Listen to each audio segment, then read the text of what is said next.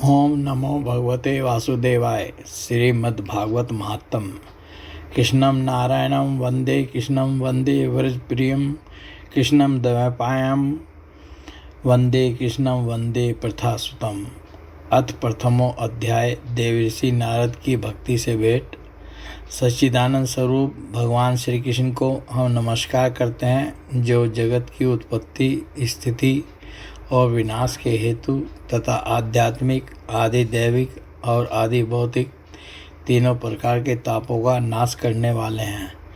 जिस समय श्री सुखदेव जी का यज्ञोपवीत संस्कार भी नहीं हुआ था तथा लौकिक वैदिक कर्मों के अनुष्ठान का अवसर भी नहीं आया था, तभी उन्हें अकेले ही संन्यास लेने के लिए घर से जाते देखकर उनके पिता व्यास जी विरह से कातर होकर पुकारने लगे, बेटा बेटा तुम कहाँ जा रहे हो। उस समय वृक्षों ने तन्मय होने के कारण श्री सुखदेव जी की ओर से उत्तर दिया था, ऐसे सर्वभूत हृदय स्वरूप श्री सुखदेव मुनि को मैं नमस्कार करता हूँ। एक बार भगवत कथामृत का रसास्वादन करने में कुशल मुनिवर सोनक जी ने नैमिषारण्य क्षेत्र में विराजमान महामती सूत जी को नमस्कार करके उनसे पूछा। सोनक जी बोले, सूत जी, आपका ज्ञान अज्ञान अंधकार को नष्ट करने के लिए करोड़ों सूर्यों के समान है। आप हमारे कानों के लिए रसायन अमृत स्वरूप सारगर्भित कथा कहिए।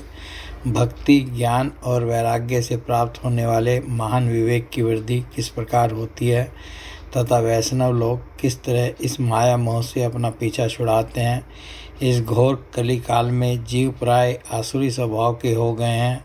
विविध क्लेशों से आक्रांत इन जीवों को शुद्ध यानी दैवी शक्ति संपन्न बनाने का सर्वश्रेष्ठ उपाय क्या है। सूत जी, आप हमें कोई ऐसा शाश्वत साधन बताइए जो सबसे अधिक कल्याणकामी तथा पवित्र करने वालों में भी पवित्र हो तथा जो भगवान श्री कृष्ण की प्राप्ति करा दे। चिंतामणि केवल लौकिक सुख देख सकती है और किल वृक्ष अधिक से अधिक स्वर्ग संपत्ति दे सकता है, परंतु गुरुदेव प्रसन्न होकर भगवान का योगी दुर्लभ नित्य वैकुंठ धाम दे देते हैं। सूत जी ने कहा, सोनक जी, तुम्हारे हृदय में भगवान का प्रेम है, इसलिए मैं विचार कर तुम्हें संपूर्ण सिद्धांतों का निष्कर्ष सुनाता हूँ, जो जन्म मृत्यु के भय का नाश कर देता है, जो भक्ति के प्रवाह को बढ़ाता है और भगवान श्री कृष्ण की प्रसन्नता का प्रधान कारण है। मैं तुम्हें वह साधन बतलाता हूँ, उसे सावधान होकर सुनो। श्री सुखदेव जी ने कलयुग में जीवों के काल रूपी सर्प के मुख का ग्रास होने के त्रास का आत्यंतिक नाश करने के लिए श्रीमद्भागवत शास्त्र का प्रवचन किया है। मन की शुद्धि के लिए इससे बढ़कर कोई साधन नहीं है। जब मनुष्य के जन्म जन्मांतर का पुण्य उदय होता है, तभी उसे इस भागवत शास्त्र की प्राप्ति होती है। जब सुखदेव जी राजा परीक्षित को यह कथा सुनाने के लिए सभा में विराजमान हुए, तब देवता लोग उनके पास अमृत का कलश लेकर आए।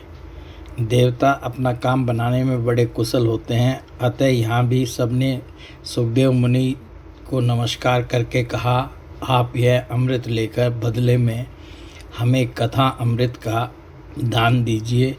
इस प्रकार परस्पर विनिमय यानी अदला बदली हो जाने पर राजा परीक्षित अमृत का पान करें और हम सब श्रीमद्भागवत रूप अमृत का पान करेंगे। इस संसार में कहाँ कांच और कहाँ महामूल्य मणि तथा कहाँ सुधा और कहाँ कथा। श्री सुखदेव जी ने यह सोचकर उस समय देवताओं की हंसी उड़ा दी। उन्हें भक्ति शून्य यानी कथा का अनाधिकारी जानकर कथा अमृत का दान नहीं किया। इस प्रकार यह श्रीमद्भागवत की कथा देवताओं को भी दुर्लभ है। पूर्व काल में श्रीमद्भागवत के श्रवण से ही राजा परीक्षित की मुक्ति देखकर ब्रह्मा जी को भी बड़ा आश्चर्य हुआ था। उन्होंने सत्यलोक में तराजू बांधकर सब साधनों को तोला। अन्य सभी साधन तोल में हल्के पड़ गए। अपने महत्व के कारण भागवत ही सबसे भारी रहा। यह देखकर सभी ऋषियों को बड़ा विस्मय हुआ।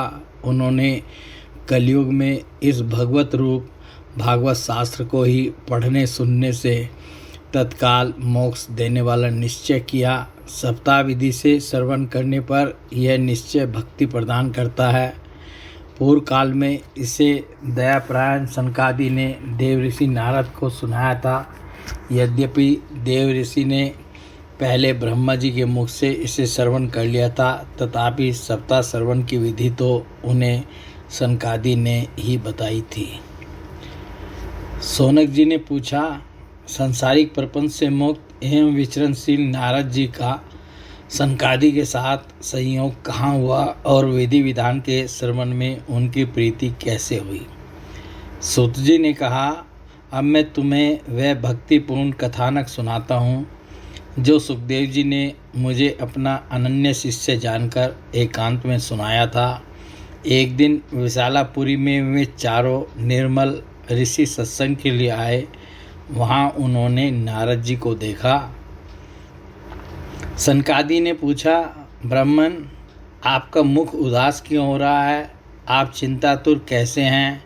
इतनी जल्दी जल्दी आप कहाँ जा रहे हैं और आपका आगमन कहाँ से हो रहा है? इस समय तो आप उस पुरुष के समान व्याकुल जान पड़ते हैं जिसका सारा धन लुट गया हो। आप जैसे आसक्ति रहित पुरुषों के लिए यह उचित नहीं है, इसका कारण बताइए।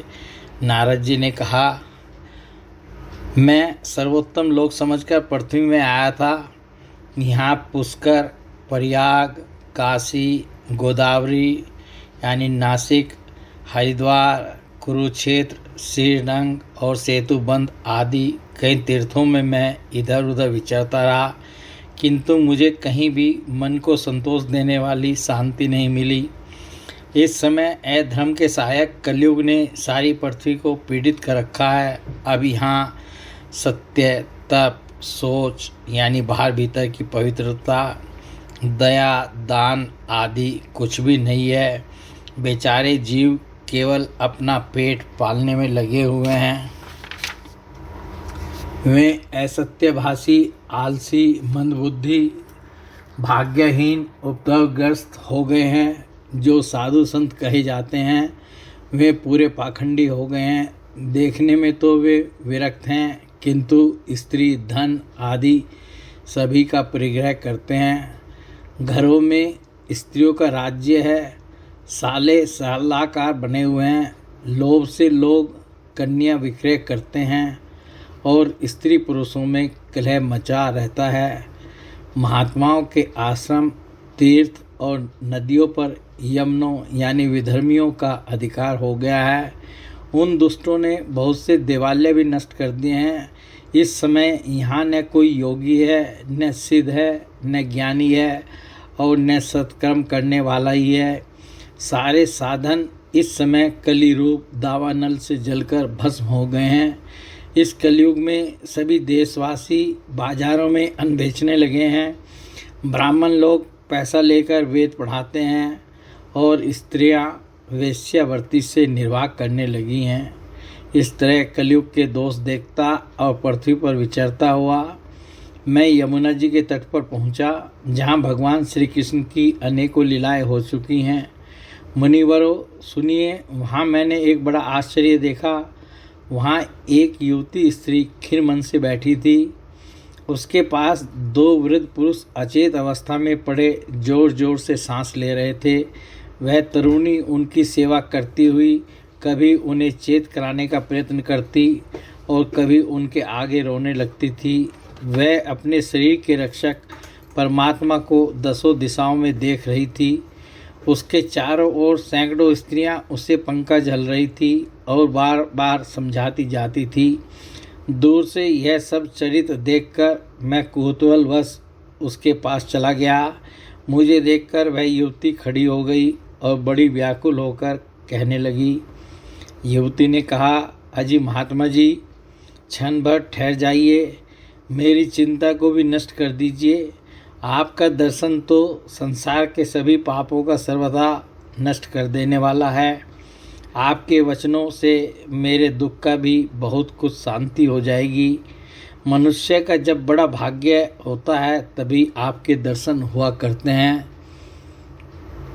नारद जी कहते हैं, तब मैंने उस स्त्री से पूछा, देवी तुम कौन हो? ये दोनों पुरुष तुम्हारे क्या होते हैं और तुम्हारे पास ये कमल नैनी देवियाँ कौन हैं? तुम हमें विस्तार से अपने दुख का कारण बताओ। युवती ने कहा, मेरा नाम भक्ति है। ये ज्ञान और वैराग्य नामक मेरे पुत्र हैं। समय के फेर से ही ये ऐसे जर्जर हो गए हैं। ये देवियाँ, गंगा जी आदि नदियाँ हैं, ये सब मेरी सेवा के लिए ही आई हैं। इस प्रकार साक्षात देवियों के द्वारा सेवित होने पर भी मुझे सुख शांति नहीं है। तपोधन, अब ध्यान देकर मेरा वृतांत सुनिए। मेरी कथा वैसे तो प्रसिद्ध है, फिर भी उसे सुनकर आप मुझे शांति प्रदान करें।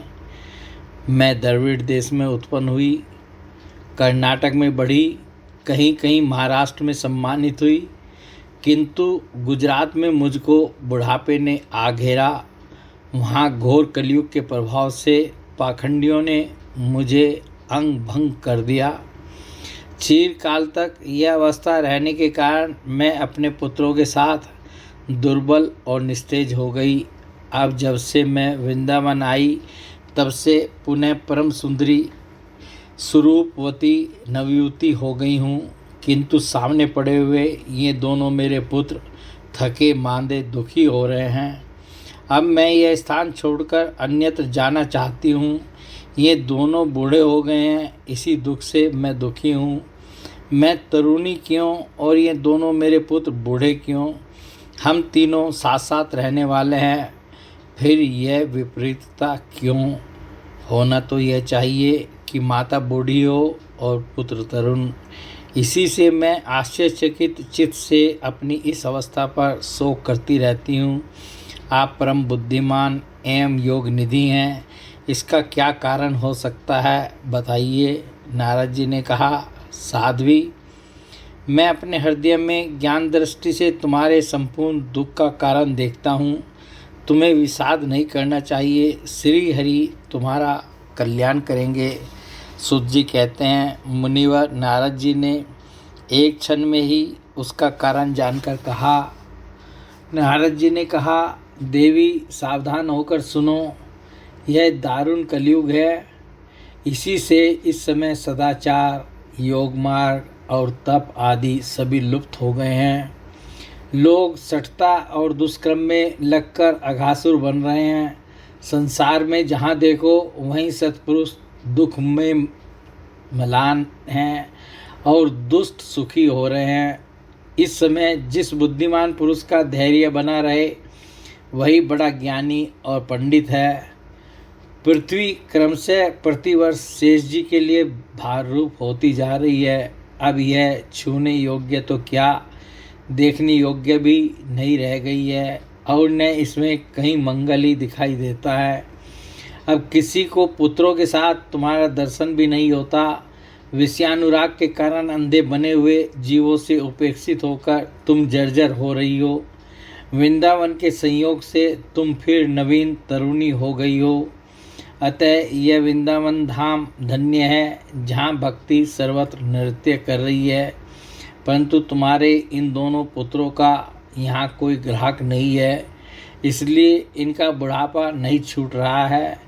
यहाँ इनको कुछ आत्मसुख, भगवत स्पर्श जनित आनंद की प्राप्ति होने के कारण ये सोते से जान पड़ते हैं। भक्ति ने कहा, राजा परीक्षित ने इस पापी कलयुग को क्यों रहने दिया? इसके आते ही सब वस्तुओं का सार न जाने कहाँ चला गया। करुणा में श्री हरि से भी यह अधर्म कैसे देखा जाता है। मुने, मेरा यह संदेह दूर कीजिए। आपके वचनों से मुझे बड़ी शांति मिली है। नारद जी ने कहा, बाले, यदि तुमने पूछा है तो प्रेम से सुनो। कल्याणी, मैं तुम्हें सब बताऊंगा और तुम्हारा दुख दूर हो जाएगा। जिस दिन भगवान श्री कृष्ण इस भूलोक को छोड़कर अपने परम धाम को पधारे, उसी दिन से यहाँ संपूर्ण साधनों में बाधा डालने वाला कलयुग आ गया। दिग्विजय के समय राजा परीक्षित की दृष्टि पड़ने पर कलयुग दीन के समान उनकी शरण में आया। भरमर के समान सारग्राही राजा ने यह निश्चय किया कि इसका वध मुझे नहीं करना चाहिए, क्योंकि जो फल तपस्या, योग एवं समाधि से भी नहीं मिलता, कलयुग में वही फल श्री हरि कीर्तन से ही भली भांति मिल जाता है। इस प्रकार सारहीन होने पर भी उसे इस एक ही दृष्टि से सारयुक्त देखकर उन्होंने कलयुग में उत्पन्न होने वाले जीवों के सुख के लिए ही इसे रहने दिया था। इस समय लोगों के कुक्रम में प्रवृत्त होने के कारण सभी वस्तुओं का सार निकल गया है और पृथ्वी के सारे पदार्थ बीजहीन भूसी के समान हो गए हैं। ब्राह्मण केवल अन्न, धन आदि के लोभवश घर घर एवं जन जन को भागवत की कथा सुनाने लगे हैं। इसलिए इस कथा का सार चला गया। तीर्थों में नाना प्रकार के अत्यंत घोर कर्म करने वाले नास्तिक और नारकी पुरुष भी रहने लगे हैं। इसलिए तीर्थों का भी प्रभाव जाता रहा। जिनका चित्त निरंतर काम, क्रोध, महान लोभ और तृष्णा से तपता रहता है, वे भी तपस्या का ढोंग करने लगे हैं। इसलिए तप का भी सार निकल गया। मन पर काबू न होने के कारण तथा लोभ, दंभ और पाखंड का आश्रय लेने के कारण एवं शास्त्र का अभ्यास न करने से ध्यान योग का फल मिट गया। पंडितों की यह दशा है कि वे अपनी स्त्रियों के साथ भैंसों की तरह रमन करते हैं। उनमें संतान पैदा करने की ही कुशलता पाई जाती है। मुक्ति साधन में वे सर्वथा अकुशल हैं। संप्रदाय अनुसार प्राप्त हुई वैष्णवता भी कहीं देखने में नहीं आती। इस प्रकार जगह जगह सभी वस्तुओं का सार लुप्त हो गया है। यह तो इस युग का स्वभाव ही है, इसमें किसी का दोष नहीं है। इसी से पुंडरीकाक्ष भगवान बहुत समीप रहते हुए भी यह सब सह रहे हैं। सूत जी कहते हैं, सोनक जी, इस प्रकार देवर्षि नारद के वचन सुनकर भक्ति को बड़ा आश्चर्य हुआ। फिर उसने जो कहा उसे सुनिए। भक्ति ने कहा, देवर्षि आप धन्य हैं। मेरा बड़ा सौभाग्य था जो आपका समागम हुआ। संसार में साधुओं का दर्शन ही समस्त सिद्धियों का परम कारण है। आपका केवल एक बार का उपदेश धारण करके कयाधु कुमार प्रहलाद ने माया पर विजय प्राप्त कर ली थी। ध्रुव ने भी आपकी कृपा से ही दूर पद प्राप्त किया था। आप सर्वमंगलमय और साक्षात श्री ब्रह्मा जी के पुत्र हैं। मैं आपको नमस्कार करती हूँ। प्रथम अध्याय समाप्त। दूसरा अध्याय भक्ति का दुख दूर करने के लिए नारद जी का उद्योग। नारद जी ने कहा, बाले तुम व्यर्थ ही अपने को क्यों खेद में डाल रही हो?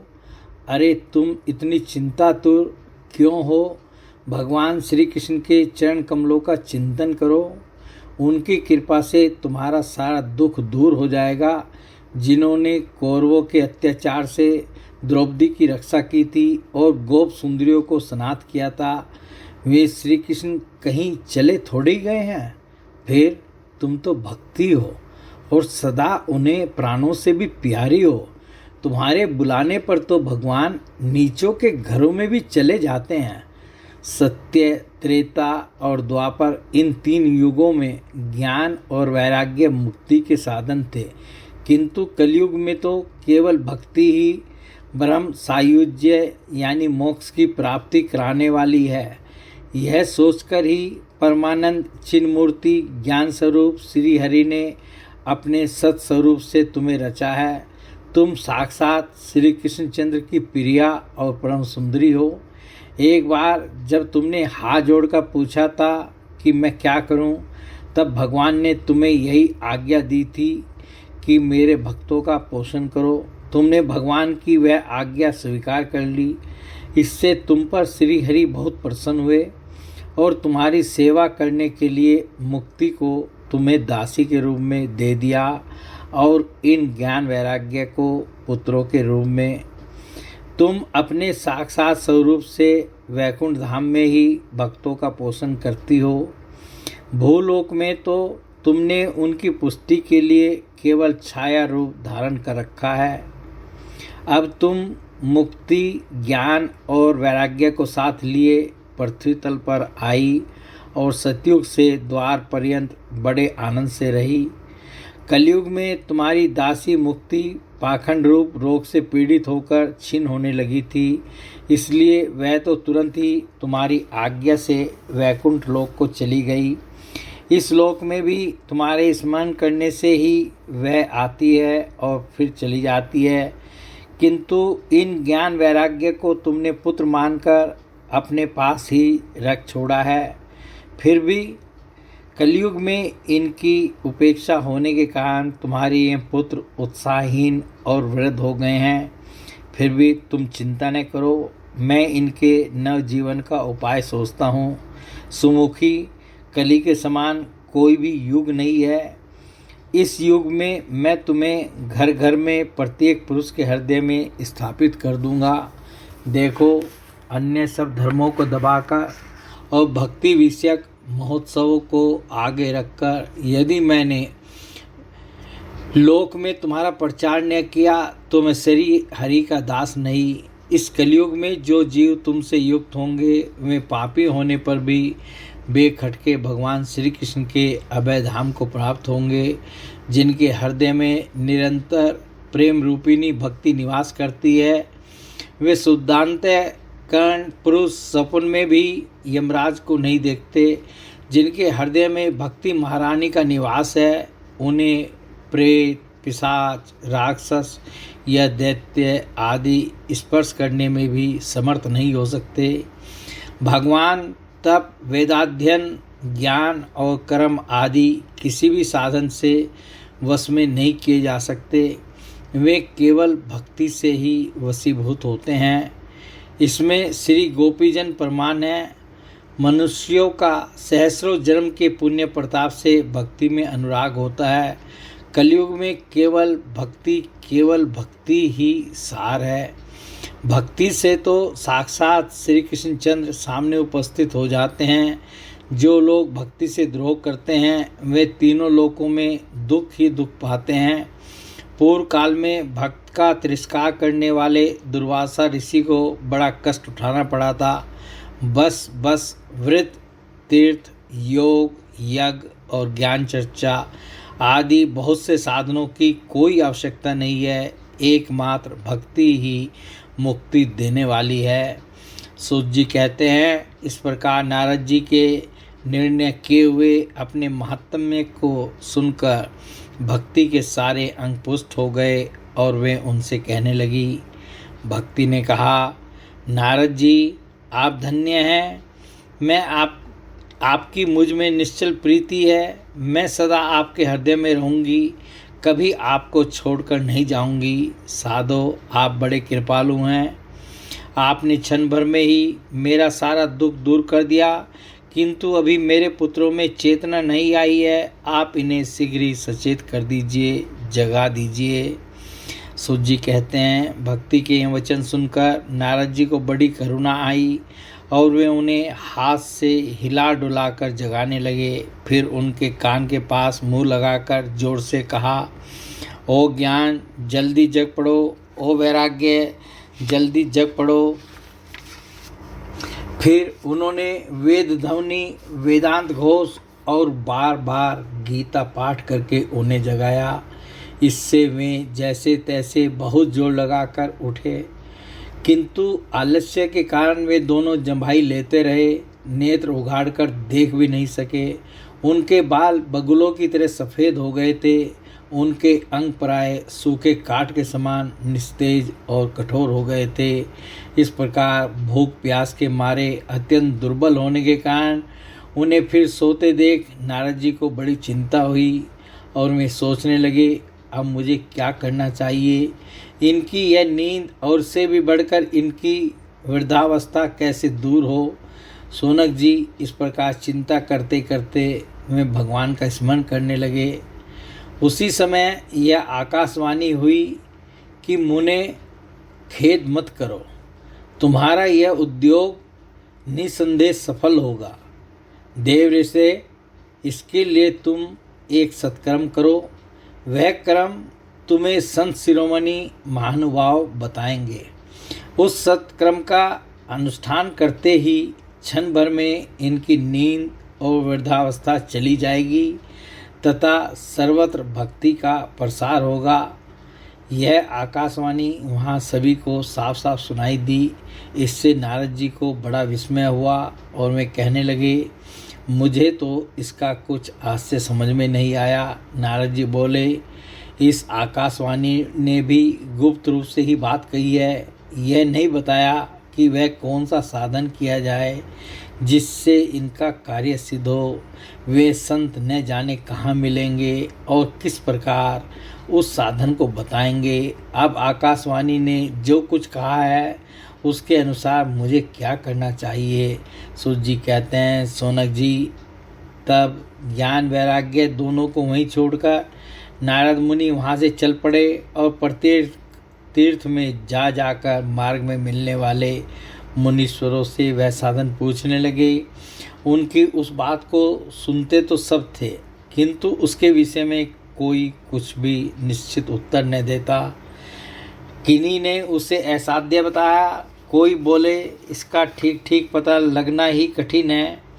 कोई सुनकर चुप रह गए और कोई तो अपनी अवज्ञा होने के भय से बात को टाल टूल कर खिसक गए।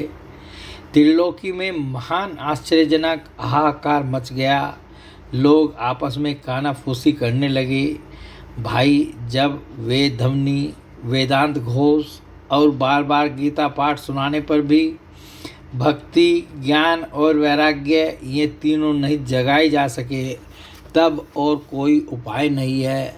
स्वयं योगीराज नारद को भी जिसका ज्ञान नहीं है उसे दूसरे संसारी लोग कैसे बता सकते हैं।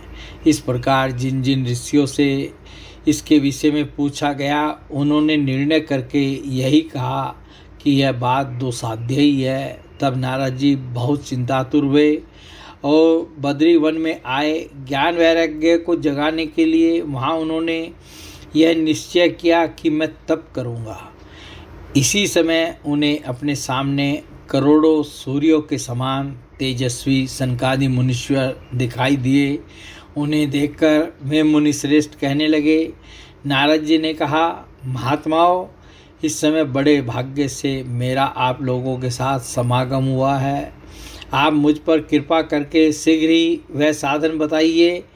आप सभी लोग बड़े योगी, बुद्धिमान और विद्वान हैं। आप देखने में 5-5 वर्ष के बालक से जान पड़ते हैं, किंतु हैं पूर्वजों के भी पूर्वज।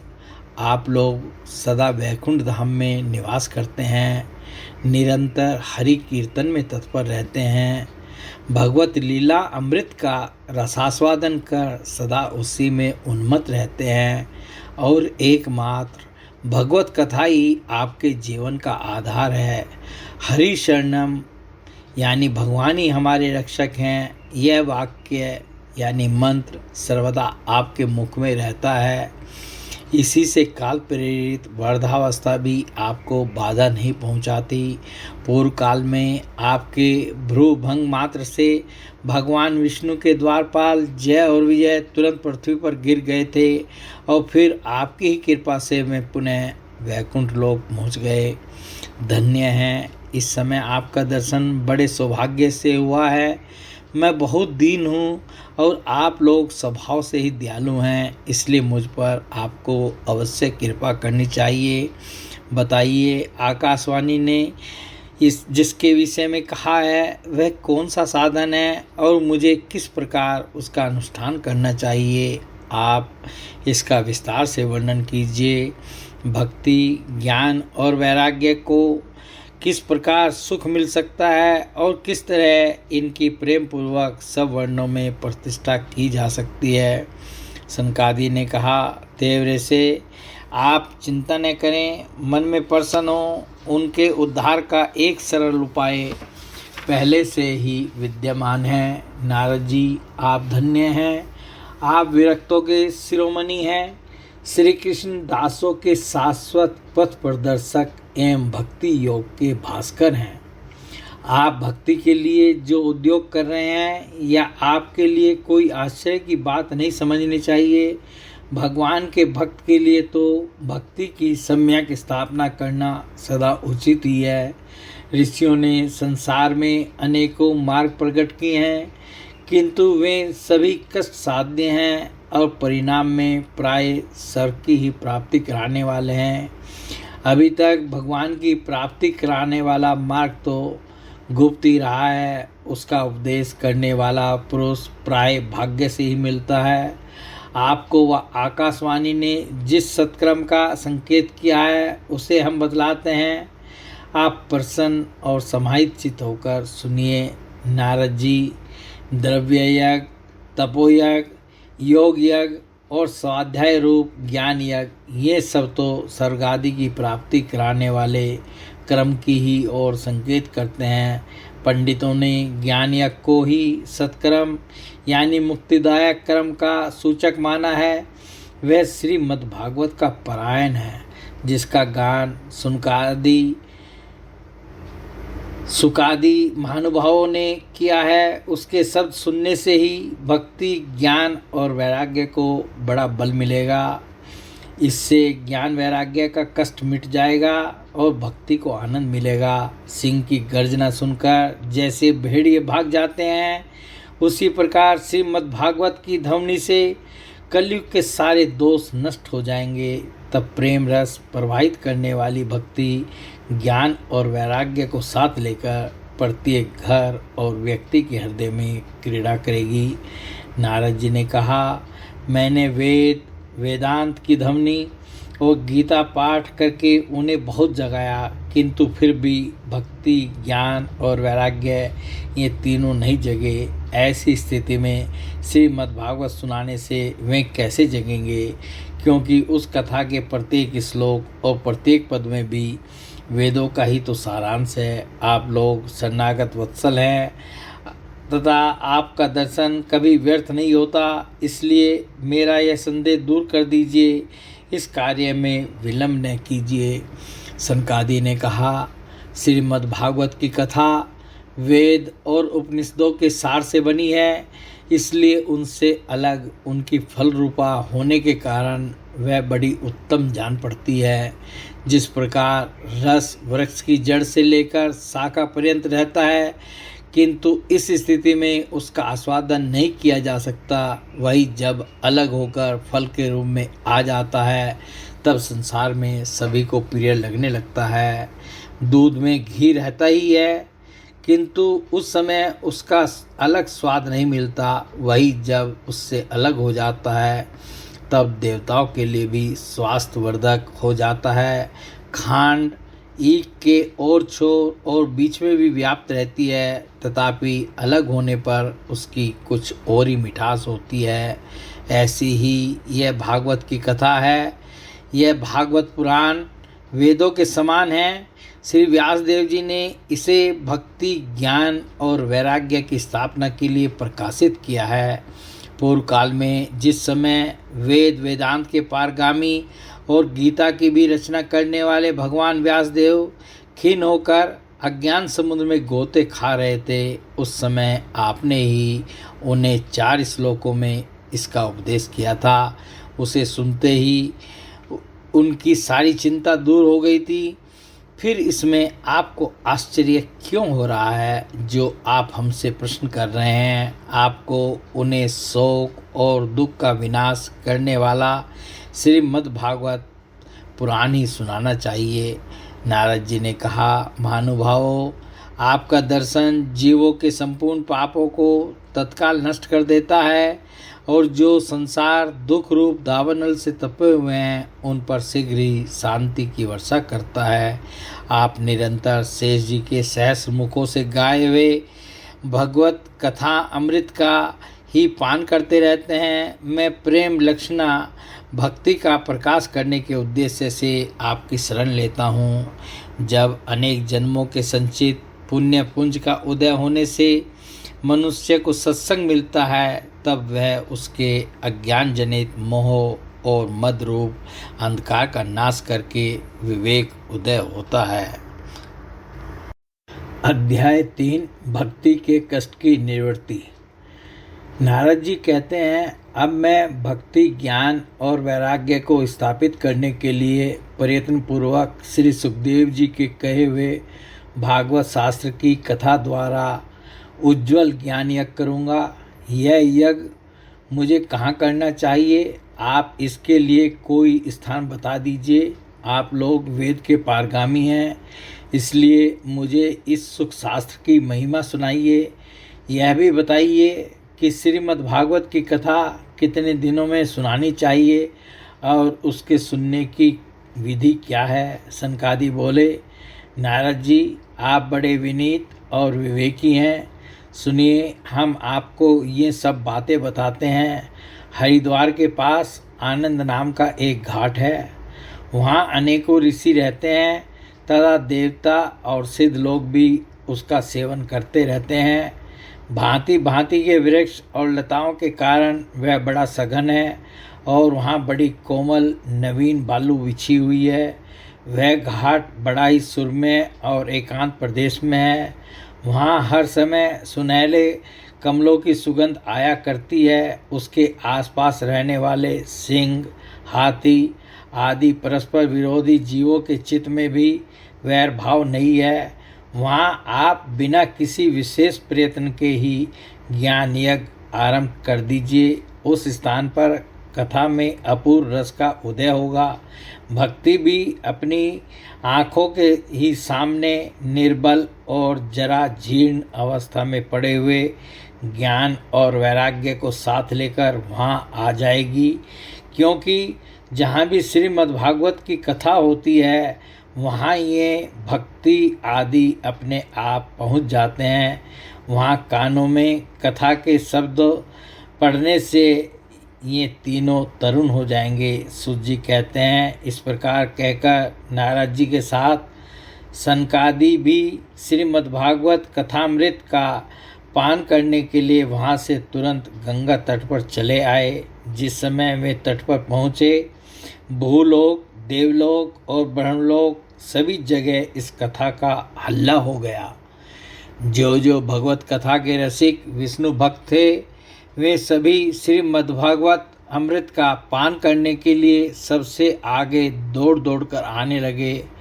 भृगु, वशिष्ठ, चैवयन, गौतम, मेधातिथि, देवल, देवरात, परशुराम, विश्वामित्र, साकल, मार्कंडेय, दत्तात्रेय, पिप्लाद, योगेश्वर, व्यास और पाराशर, छायासुख, जांजलि और जहुनु आदि सभी प्रधान मुनिगण अपने अपने पुत्र, शिष्य और स्त्रियों समेत बड़े प्रेम से वहाँ आए।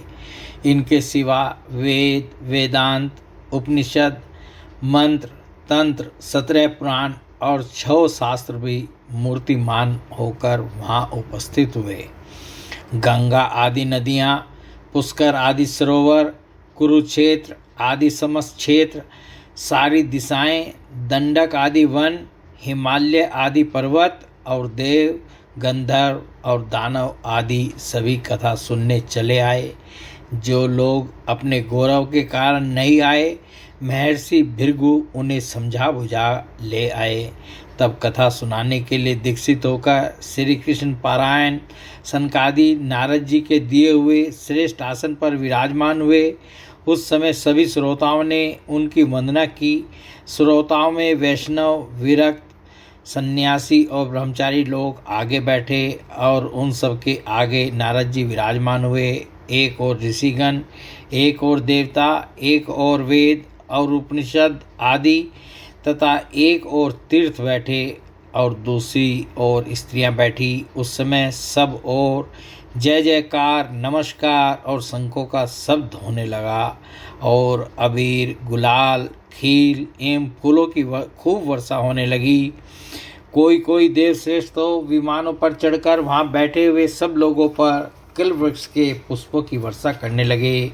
सूत जी कहते हैं, इस प्रकार पूजा समाप्त होने पर जब सब लोग एकाग्रचित्त हो गए, तब सनकादि ऋषि महात्मा नारद को श्रीमद् भागवत का महात्म्य प्रकट करने के सुनाने लगे। सनकादि ने कहा, अब हम आपको इस भागवत शास्त्र की महिमा सुनाते हैं। इसके श्रवण मात्र से मुक्ति हाथ लग जाती है। श्रीमद् भागवत की कथा का सदा सर्वदा सेवन आस्वादन करना चाहिए। इसके श्रवण मात्र से श्री हरि हृदय में आ विराजते हैं। इस ग्रंथ में 18,000 श्लोक और 12 स्कंद हैं तथा श्री सुखदेव और राजा परीक्षित का संवाद है। आप यह भागवत शास्त्र ध्यान देकर सुनिए। यह जीव तभी तक अज्ञानवश इस संसार चक्र में भटकता है जब तक क्षण भर के लिए भी कानों में इस सुख शास्त्र की कथा नहीं पड़ती। बहुत से शास्त्र और पुराण सुनने से क्या लाभ है? इससे तो व्यर्थ का भ्रम बढ़ता है। मुक्ति देने के लिए तो एकमात्र भागवत शास्त्र ही गरज रहा है। जिस घर में नित्य प्रति श्रीमद् भागवत की कथा होती है वह तीर्थ रूप हो जाता है और जो लोग उसमें रहते हैं उनके सारे पाप नष्ट हो जाते हैं। हजारों अश्वमेध और सैकड़ों वाजपेयी यज्ञ इस सुख शास्त्र की कथा का 16वां अंश भी नहीं हो सकते। तपोधनों, जब तक लोग अच्छी तरह श्रीमद् भागवत का श्रवण नहीं करते तभी तक उनके शरीर में पाप निवास करते हैं। फल की दृष्टि से इस सुख शास्त्र कथा की समता गंगा, गया, काशी, पुष्कर या प्रयाग कोई तीर्थ भी नहीं कर सकता। यदि आपको परम गति की इच्छा है तो अपने मुख से ही श्रीमद् भागवत के आधे अथवा चौथाई श्लोक का भी नित्य नियम पूर्वक पाठ कीजिए। ओमकार, गायत्री, पुरुष सूक्त, तीनों वेद, श्रीमद् भागवत, ओम नमो भगवते वासुदेवाय, यह द्वादशाक्षर मंत्र 12 मूर्तियों वाले सूर्य भगवान, प्रयाग, संवत्सर रूप काल, ब्राह्मण, अग्निहोत्र, गौ, द्वादशी तिथि, तुलसी, वसंत ऋतु और भगवान पुरुषोत्तम, इन सब में बुद्धिमान लोग वस्तुतः कोई अंतर नहीं मानते। जो पुरुष अहर्निश अर्थ सहित श्रीमद् भागवत शास्त्र का पाठ करता है उसके करोड़ों जन्मों का पाप नष्ट हो जाता है, इसमें तनिक भी संदेह नहीं है। जो पुरुष नित्य प्रति भागवत का आधा या चौथाई श्लोक भी पढ़ता है उसे राजसूय और अश्वमेध यज्ञों का फल मिलता है। नित्य भागवत का पाठ करना, भगवान का चिंतन करना, तुलसी को सींचना और गौ की सेवा करना, ये चारों समान हैं। जो पुरुष अंत समय में श्रीमद् भागवत का वाक्य सुन लेता है उस पर प्रसन्न होकर भगवान उसे वैकुंठ धाम देते हैं। जो पुरुष इसे सोने के सिंहासन पर रखकर विष्णु भक्त को दान करता है वह अवश्य ही भगवान का सायुज्य प्राप्त करता है। जिस दुष्ट ने अपनी सारी आयु में चित्त को एकाग्र करके श्रीमद् भागवत अमृत का थोड़ा सा भी रसास्वादन नहीं किया उसने तो अपना सारा जन्म चांडाल और गधे के समान व्यर्थ ही गंवा दिया। वह तो अपनी माता को प्रसव पीड़ा पहुंचाने के लिए ही उत्पन्न हुआ। जिसने इस सुख शास्त्र के थोड़े से भी वचन नहीं सुने वह पापात्मा तो जीता हुआ ही मुर्दे के समान है। पृथ्वी के भार स्वरूप उस पशु तुल्य मनुष्य को धिक्कार है। यूँ स्वर्गलोक में देवताओं में प्रधान इंद्र आदि कहा करते हैं। संसार में श्रीमद् भागवत की कथा का मिलना अवश्य ही कठिन है। जब करोड़ों जन्मों का पुण्य होता है तभी इसकी प्राप्ति होती है। नारद जी, आप बड़े ही बुद्धिमान और योग निधि हैं। आप प्रयत्नपूर्वक कथा का श्रवण कीजिए। इसे सुनने के लिए दिनों का कोई नियम नहीं है, इसे तो सर्वदा ही सुनना अच्छा है। इसे सत्य भाषण और ब्रह्मचर्य पालन पूर्वक सर्वदा ही सुनना श्रेष्ठ माना गया है, किंतु कलयुग में ऐसा होना कठिन है। इसलिए इसकी श्री सुखदेव जी ने जो विशेष विधि बताई है वह जान लेनी चाहिए। कलयुग में बहुत दिनों तक चित्त की वृत्तियों को वश में रखना, नियमों में बंधे रहना और किसी पुण्य कार्य के लिए दीक्षित रहना कठिन है। इसलिए सप्ताह श्रवण की विधि है। श्रद्धापूर्वक कभी भी श्रवण करने से अथवा माघ मास में श्रवण करने से जो फल होता है वही फल श्री सुखदेव जी ने सप्ताह श्रवण में निर्धारित किया है। मन के असंयम, रोगों की बहुलता और आयु की अल्पता के कारण तथा कलयुग में अनेकों दोषों की संभावना से ही सप्ताह श्रवण का विधान किया गया है। जो फल तप, योग और समाधि से भी प्राप्त नहीं हो सकता, वह सर्वांग रूप में सप्ताह श्रवण से सहज में ही मिल जाता है।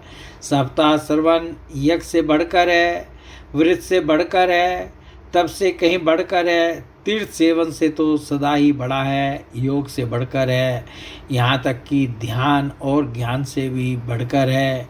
अजी इसकी विशेषता का कहाँ तक वर्णन करें, यह तो सभी से बढ़ चढ़कर है। सुनक जी ने पूछा, सुत जी यह तो आपने बड़े आश्चर्य की बात कही।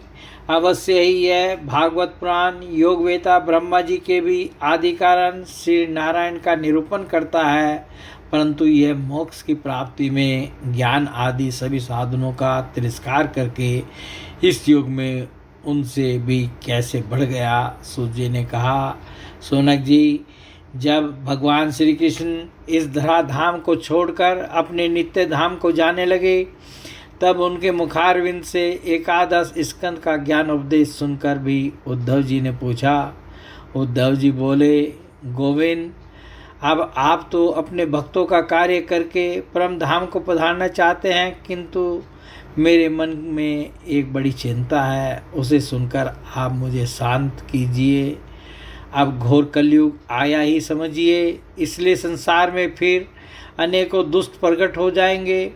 उनके संसर्ग से जब अनेकों सत्पुरुष भी उग्र प्रकृति के हो जाएंगे, तब उनके भार से दबकर यह गो रूपिणी पृथ्वी किसकी शरण में जाएगी। कमल नयन, मुझे तो आपको छोड़कर इसकी रक्षा करने वाला कोई दूसरा नहीं दिखाई देता, इसलिए भक्तवत्सल आप साधुओं पर कृपा करके यहाँ से मत जाइए। भगवान आपने निराकार और चिन्मात्र होकर भी भक्तों के लिए ही तो यह सगुण रूप धारण किया है, फिर भला आपका वियोग होने पर वे भक्तजन पृथ्वी पर कैसे रह सकेंगे। निर्गुण उपासना में तो बड़ा कष्ट है, इसलिए कुछ और विचार कीजिए।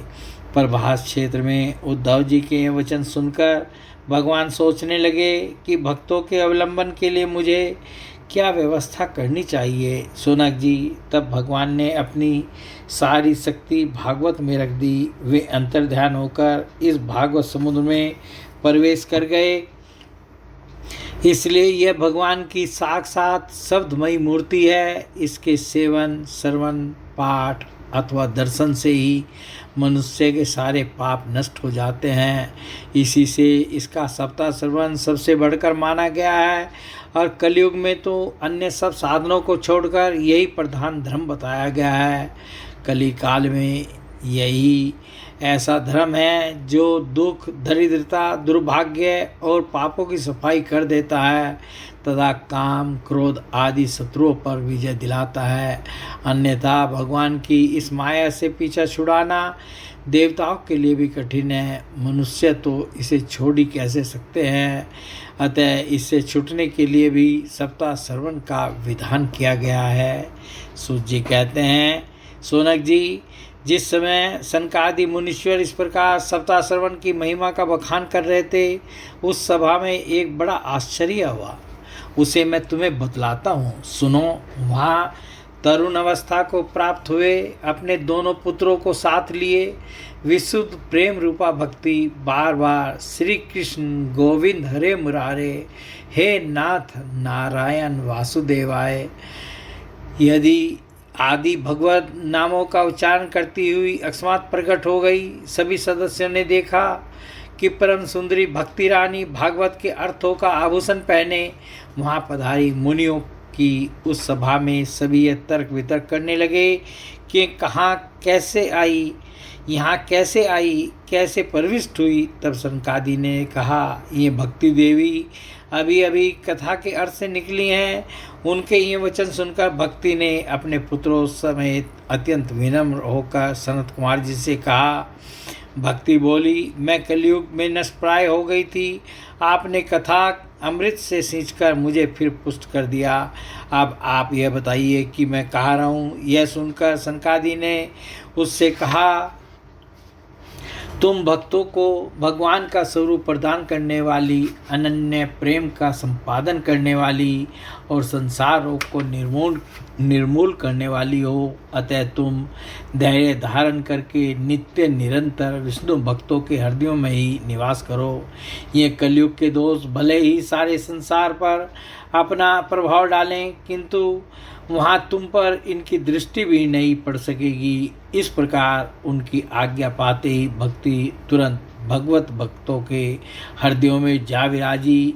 जिनके हृदय में एकमात्र श्री हरि की भक्ति निवास करती है, वे त्रिलोकी में अत्यंत निर्धन होने पर भी परम धन्य हैं, क्योंकि इस भक्ति की डोरी से बंधकर तो साक्षात भगवान भी अपना परम धाम छोड़कर उनके हृदय में आकर बस जाते हैं। भूलोक में यह भागवत साक्षात पर ब्रह्म का विग्रह है। हम इसकी महिमा कहाँ तक वर्णन करें। इसका आश्रय लेकर इसे सुनाने से तो सुनने और सुनाने वाले दोनों को ही भगवान श्री कृष्ण की समता प्राप्त हो जाती है। अतः इसे छोड़कर अन्य धर्मों से क्या प्रयोजन है। तृतीय अध्याय समाप्त। चौथा अध्याय गोकर्णोपाख्यान प्रारंभ। सूत जी कहते हैं, मुनिवर उस समय अपने भक्तों के चित्त में अलौकिक भक्ति का प्रादुर्भाव हुआ देख भक्तवत्सल भगवान अपना धाम छोड़कर वहाँ पधारे। उनके गले में वनमाला शोभा पा रही थी। श्री अंग सजल जलधर के समान श्याम वर्ण था। उस पर मनोहर पीताम्बर सुशोभित था। कटी प्रदेश करधनी की लड़ियों से सुसज्जित था। सिर पर मुकुट की लटक और कानों में कुंडलों की झलक देखते ही बनती थी। वे त्रिभंग ललित भाव से खड़े हुए चित्त को चुराए लेते थे। वक्ष स्थल पर कौस्तुभ मणि दमक रही थी। सारा श्री अंग हरिचंदन से चर्चित था। उस रूप की शोभा क्या कहें। उसने तो मानो करोड़ों कामदेवों की रूप माधुरी छीन ली थी। वे परमानंद चिन्ह मूर्ति, मधुराति मधुर मुरलीधर ऐसी अनुपम छवि से अपने भक्तों के निर्मल चित्तों में आविर्भूत हुए। भगवान के नित्य लोक निवासी लीला परिकर उद्धव आदि वहाँ गुप्त रूप से उस कथा को सुनने के लिए आए हुए थे। प्रभु के प्रकट होते ही चारों ओर जय हो की ध्वनि होने लगी। उस समय भक्ति रस का अद्भुत प्रवाह चला। बार बार अबीर, गुलाल और पुष्पों की वर्षा तथा संग ध्वनि होने लगी। उस सभा में जो लोग बैठे थे उन्हें अपने देह, गेह और आत्मा की भी कोई सुधि न रही। उनकी ऐसी तन्मयता देखकर नारद जी कहने लगे, मुनीश्वरगण, आज सप्ताह श्रवण की मैंने यह बड़ी ही अलौकिक महिमा देखी। यहाँ तो जो बड़े मूर्ख, दुष्ट और पशु पक्षी भी हैं, वे सभी अत्यंत निष्पाप हो गए हैं। अतः इसमें संदेह नहीं कि कलिकाल में चित्त की शुद्धि के लिए इस भागवत कथा के समान मर्त्य लोक में पाप पुंज का नाश करने वाला कोई दूसरा पवित्र साधन नहीं है। मुनिवर, आप लोग बड़े कृपालु हैं। आपने संसार के कल्याण का विचार करके यह बिल्कुल निराला ही मार्ग निकाला है। आप कृपया यह तो बताइए कि इस कथा रूप सप्ताह यज्ञ के द्वारा संसार में कौन कौन लोग पवित्र हो जाते हैं। सनकादि ने कहा, जो लोग सदा तरह तरह के पाप किया करते हैं, निरंतर दुराचार में ही तत्पर रहते हैं और उल्टे मार्गों से चलते हैं, तथा जो क्रोधाग्नि से जलते रहने वाले कुटिल और कामपरायण हैं, वे सभी इस कलयुग में सप्ताह यज्ञ से पवित्र हो जाते हैं। जो सत्य से च्युत, माता पिता की निंदा करने वाले, तृष्णा के मारे व्याकुल, आश्रम धर्म से रहित, दंभी, दूसरों की उन्नति देखकर कुढ़ने वाले और दूसरों को दुख देने वाले हैं, वे भी कलयुग में सप्ताह यज्ञ से पवित्र हो जाते हैं। जो मदिरापान, ब्रह्म हत्या, सुवर्ण की चोरी, गुरु स्त्री गमन और विश्वासघात, ये 5 महापाप करने वाले छल छदम प्रायण, क्रूर, पिशाचों के समान निर्दयी, ब्राह्मणों के धन से पुष्ट होने वाले और व्यभिचारी हैं, वे भी कलयुग में सप्ताह यज्ञ से पवित्र हो जाते हैं। जो दुष्ट आग्रह पूर्वक सर्वदा धन से ही पुष्ट होते हैं तथा मलिन मन और दुष्ट हृदय वाले हैं, वे भी कलयुग में सप्ताह यज्ञ से पवित्र हो जाते हैं। नारद जी, अब हम तुम्हें इस विषय में एक प्राचीन इतिहास सुनाते हैं। उसके सुनने से ही सब पाप नष्ट हो जाते हैं। पूर्व काल में तुंगभद्रा नदी के तट पर एक अनुपम नगर बसा हुआ था। वहाँ सभी वर्णों के लोग अपने अपने धर्मों का आचरण करते हुए सत्य और सत्कर्मों में तत्पर रहते थे। उस नगर में समस्त वेदों का विशेषज्ञ और स्रोत स्मार्त कर्मों में निपुण एक आत्मदेव नामक ब्राह्मण रहता था। वह साक्षात दूसरे सूर्य के समान तेजस्वी था। वह धनी होने पर भी भिक्षाजीवी था। उसकी प्यारी पत्नी धुंधुली, कुलीन और सुंदरी होने पर भी सदा अपनी बात पर अड़ जाने वाली थी। उसे लोगों की बात करने में सुख मिलता था। स्वभाव था क्रूर, प्राय कुछ न कुछ बकवाद करती रहती थी। गृह कार्य में निपुण थी, कृपण थी और थी झगड़ालू भी। इस प्रकार ब्राह्मण दंपत्ति प्रेम से अपने घर में रहते और विहार करते थे। उनके पास अर्थ और भोग विलास की सामग्री बहुत थी। घर द्वार भी सुंदर थे, परंतु उससे उन्हें सुख नहीं था। अब जब अवस्था बहुत ढल गई, तब उन्होंने संतान के लिए तरह तरह के पुण्यकर्म आरंभ किए और वे दीन दुखियों को गौ, पृथ्वी, स्वर्ण और वस्त्र आदि दान करने लगे। इस प्रकार धर्म मार्ग में उन्होंने अपना आधा धन समाप्त कर दिया, तो भी उन्हें पुत्र या पुत्री किसी की भी मुख देखने को न मिला। इसलिए अब वह ब्राह्मण बहुत ही चिंतातुर रहने लगा।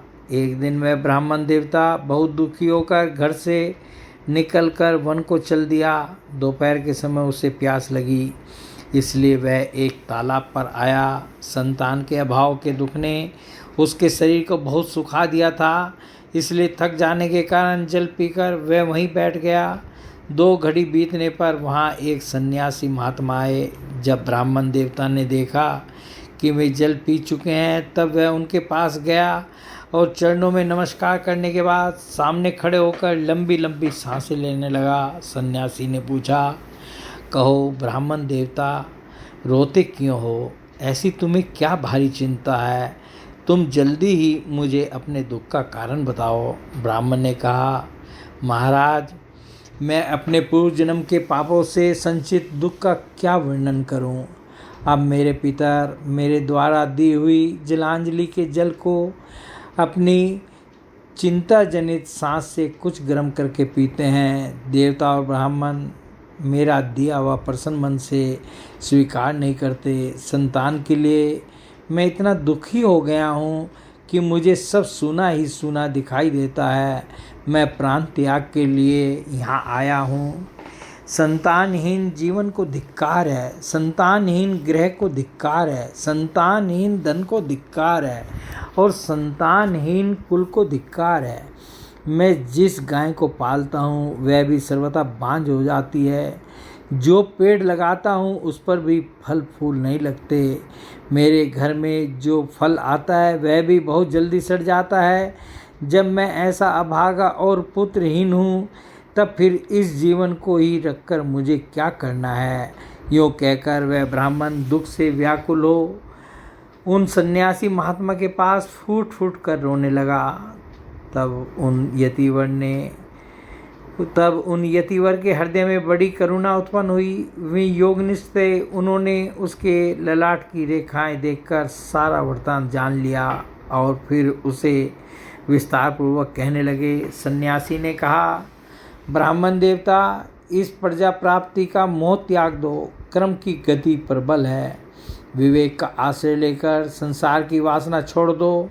विप्रवर सुनो, मैंने इस समय तुम्हारा प्रारब्ध देखकर निश्चय किया है कि 7 जन्म तक तुम्हारे कोई संतान किसी प्रकार नहीं हो सकती। पूर्व काल में राजा सगर एवं अंग को संतान के कारण दुख भोगना पड़ा था। ब्राह्मण, अब तुम कुटुंब की आशा छोड़ दो, संन्यास में ही सब प्रकार का सुख है। ब्राह्मण ने कहा, महात्मा जी, विवेक से मेरा क्या होगा? मुझे तो बलपूर्वक पुत्र दीजिए, नहीं तो मैं आपके सामने ही शोक मूर्छित होकर अपने प्राण त्यागता हूँ। जिसमें पुत्र स्त्री आदि का सुख नहीं है, ऐसा संन्यास तो सर्वथा नीरस ही है। लोक में सरस तो पुत्र पौत्रादि से भरा पूरा गृहस्थाश्रम ही है। ब्राह्मण का ऐसा आग्रह देखकर उन तपोधन ने कहा, विधाता के लेख को मिटाने का हठ करने से राजा चित्रकेतु को बड़ा कष्ट उठाना पड़ा था। इसलिए दैव जिसके उद्योग को कुचल देता है, उस पुरुष के समान तुम्हें भी पुत्र से सुख नहीं मिल सकेगा। तुमने तो बड़ा हठ पकड़ रखा है और अर्थी के रूप में तुम मेरे सामने उपस्थित हो। ऐसी दशा में मैं तुमसे क्या कहूँ? जब महात्मा जी ने देखा कि यह किसी प्रकार अपना आग्रह नहीं छोड़ता, तब उन्होंने उसे एक फल देकर कहा, इसे तुम अपनी पत्नी को खिला देना, इससे उसके एक पुत्र होगा। तुम्हारी स्त्री को 1 साल तक सत्य, सोच, दया, दान और एक समय एक ही अन्न खाने का नियम रखना चाहिए। यदि वह ऐसा करेगी तो बालक बहुत शुद्ध हृदय वाला होगा, शुद्ध स्वभाव वाला होगा। यूँ कहकर वे योगीराज चले गए और ब्राह्मण अपने घर लौट आया। वहाँ आकर उसने वह फल अपनी स्त्री के हाथों में दे दिया और स्वयं कहीं चला गया। उसकी स्त्री तो कुटिल स्वभाव की थी ही। वह रो रो कर अपनी एक सखी से कहने लगी, सखी, मुझे तो बड़ी चिंता हो गई, मैं तो यह फल नहीं खाऊंगी। फल खाने से गर्भ रहेगा और गर्भ से पेट बढ़ जाएगा, फिर कुछ खाया पिया जाएगा नहीं, इससे मेरी शक्ति छीन हो जाएगी। तब भला घर का धंधा कैसे होगा? और दैवश यदि कहीं गांव में डाकुओं का आक्रमण हो गया तो गर्भिणी स्त्री कैसे भागेगी? यदि सुखदेव जी की तरह यह गर्भ भी पेट में ही रह गया तो इसे बाहर कैसे निकाला जाएगा? और कहीं प्रसव काल के समय वह टेढ़ा हो गया तो फिर प्राणों से ही हाथ धोना पड़ेगा। यूँ भी प्रसव के समय बड़ी भयंकर पीड़ा होती है। मैं सुकुमारी भला यह सब कैसे सहूँगी? मैं जब दुर्बल पड़ जाऊंगी तब नंदरानी आकर घर का सब माल मत्ता समेट कर ले जाएंगी और मुझसे तो सत्य शौचादि नियमों का पालन होना भी कठिन ही जान पड़ता है। जो स्त्री बच्चा जानती है उसे उस बच्चे के लालन पालन में भी बड़ा कष्ट होता है। मेरे विचार से तो वंध्या या विधवा स्त्रियाँ ही सुखी हैं। मन में ऐसे ही तरह तरह के कुतर्क उठने से उसने वह फल नहीं खाया और जब उसके पति ने पूछा फल खा लिया, तब उसने कह दिया हाँ खा लिया। एक दिन उसकी बहन अपने आप ही उसके घर आई। अब उसने अपनी बहन को सारा वृत्तांत सुनाकर कहा कि मेरे मन में इसकी बड़ी चिंता है, मैं इस दुख के कारण दिनों दिन दुबली हो रही हूँ। बहन, मैं क्या करूं? बहन ने कहा, मेरे पेट में बच्चा है, प्रसव होने पर वह बालक मैं तुझे दे दूंगी। तब तक तू गर्भवती के समान घर में गुप्त रूप से सुख से रह। तू मेरे पति को कुछ धन दे देगी तो वे तुझे अपना बालक दे देंगे। हम ऐसी युक्ति करेंगी कि जिसमें सब लोग यही कहें कि इसका बालक 6 महीने का होकर मर गया और मैं नित्य प्रति तेरे घर आकर उस बालक का पालन पोषण करती रहूँगी। तू इस समय इसकी जांच करने के लिए यह फल गौ को खिला दे। ब्राह्मणी ने स्त्री स्वभाववश जो जो उसकी बहन ने कहा था वैसे ही सब किया। इसके पश्चात समयानुसार जब उस स्त्री के पुत्र हुआ तब उसके पिता ने चुपचाप लाकर उसे धुंधली को दे दिया और उसने आत्मदेव को सूचना दे दी कि मेरे सुखपूर्वक बालक हो गया है। इस प्रकार आत्मदेव के पुत्र हुआ सुनकर सब लोगों को बड़ा आनंद हुआ। ब्राह्मण ने उसका जात कर्म संस्कार करके ब्राह्मणों को दान दिया और उसके द्वार पर गाना बजाना तथा अनेक प्रकार के मांगलिक कृत्य होने लगे। धुंधली ने अपने पति से कहा, मेरे स्तनों में तो दूध ही नहीं है, फिर गौ आदि किसी अन्य जीव के दूध से मैं इस बालक का किस प्रकार पालन करूंगी। मेरी बहन के अभी बालक हुआ था, वह मर गया है, उसे बुलाकर अपने यहाँ रख लें तो वह आपके इस बच्चे का पालन पोषण कर देगी। तब पुत्र की रक्षा के लिए आत्मदेव ने वैसा ही किया तथा माता धुंधली ने उस बालक का नाम धुंधुकारी रखा। इसके बाद 3 महीने बीतने पर उस गौ के भी एक मनुष्याकार बच्चा हुआ। वह सर्वांग सुंदर, दिव्य, निर्मल तथा सुवर्ण की सी कांति वाला था। उसे देखकर ब्राह्मण देवता को बड़ा आनंद हुआ। उसने स्वयं ही उसके सब संस्कार किए। समाचार से और सब लोगों को भी बड़ा आश्चर्य हुआ और वे बालक को देखने के लिए आए तथा आपस में कहने लगे, देखो भाई, अब आत्मदेव का कैसा भाग्य उदय हुआ है। कैसे आश्चर्य की बात है कि गौ के भी ऐसा दिव्य रूप बालक उत्पन्न हुआ है। दैव योग से इस गुप्त रहस्य का किसी को भी पता नहीं लगा। आत्मदेव ने उस बालक के गौ के से कान देखकर उसका नाम गोकर्ण रखा। कुछ काल बीतने पर वे दोनों बालक जवान हो गए। उनमें गोकर्ण तो बड़ा पंडित और ज्ञानी हुआ, किंतु धुंधुकारी बड़ा ही दुष्ट निकला। स्नान, शौच आदि ब्राह्मणोचित आचारों का तो उसमें नाम भी न था और न खान पान का ही कोई परहेज था। क्रोध उसमें बहुत बड़ा चढ़ा था। वह बुरी बुरी वस्तुओं का संग्रह किया करता था। मुर्दे के हाथ से छुआया हुआ अन्न भी खा लेता था। दूसरों की चोरी करना और सब लोगों से द्वेष बढ़ाना उसका स्वभाव बन गया था। छिपे छिपे वह दूसरों के घरों में आग लगा देता था। दूसरों के बालकों को खिलाने के लिए गोद में लेता और उन्हें चट कुएं में डाल देता। हिंसा का उसे व्यसन सा हो गया था। हर समय वह अस्त्र धारण किए रहता और बेचारे अंधे और दीन दुखियों को व्यर्थ तंग करता। चांडालों से उसका विशेष प्रेम था। बस हाथ में फंदा लिए कुत्तों की टोली के साथ शिकार की टोह में घूमता रहता। वेश्याओं के जाल में फंसकर उसने अपने पिता की सारी संपत्ति नष्ट कर दी। एक दिन माता पिता को मार पीट कर घर के सब बर्तन भांडे उठा ले गया। इस प्रकार जब सारी संपत्ति सुहा हो गई तब उसका कृपण पिता फूट फूट कर रोने लगा और बोला, इससे तो इसकी माँ का बांझ रहना ही अच्छा था। कुपुत्र तो बड़ा ही दुखदायी होता है। अब मैं कहाँ रहूँ, कहाँ जाऊँ, मेरे संकट को कौन हट काटेगा। हाय, मेरे ऊपर तो बड़ी विपत्ति आ पड़ी है। इस दुख के कारण अवश्य मुझे एक दिन प्राण छोड़ने पड़ेंगे। उसी समय परम ज्ञानी गोकर्ण जी वहाँ आए और उन्होंने पिता को वैराग्य का उपदेश देते हुए बहुत समझाया। वे बोले, पिताजी, यह संसार असार है, यह अत्यंत दुख रूप है और मोह में डालने वाला है। पुत्र किसका, धन किसका, स्नेहवान पुरुष रात दिन दीपक के समान जलता रहता है। सुख न तो इंद्र को है और न चक्रवर्ती सम्राट को ही प्राप्त होता है। सुख न तो इंद्र को है और न चक्रवर्ती राजा को ही सुख है, तो केवल विरक्त एकांत जीवी मुनि को यह मेरा पुत्र है। इस अज्ञान को छोड़ दीजिए। मोह से नरक की प्राप्ति होती है। यह शरीर तो नष्ट होगा ही, इसलिए सब कुछ छोड़कर वन में चले जाइए।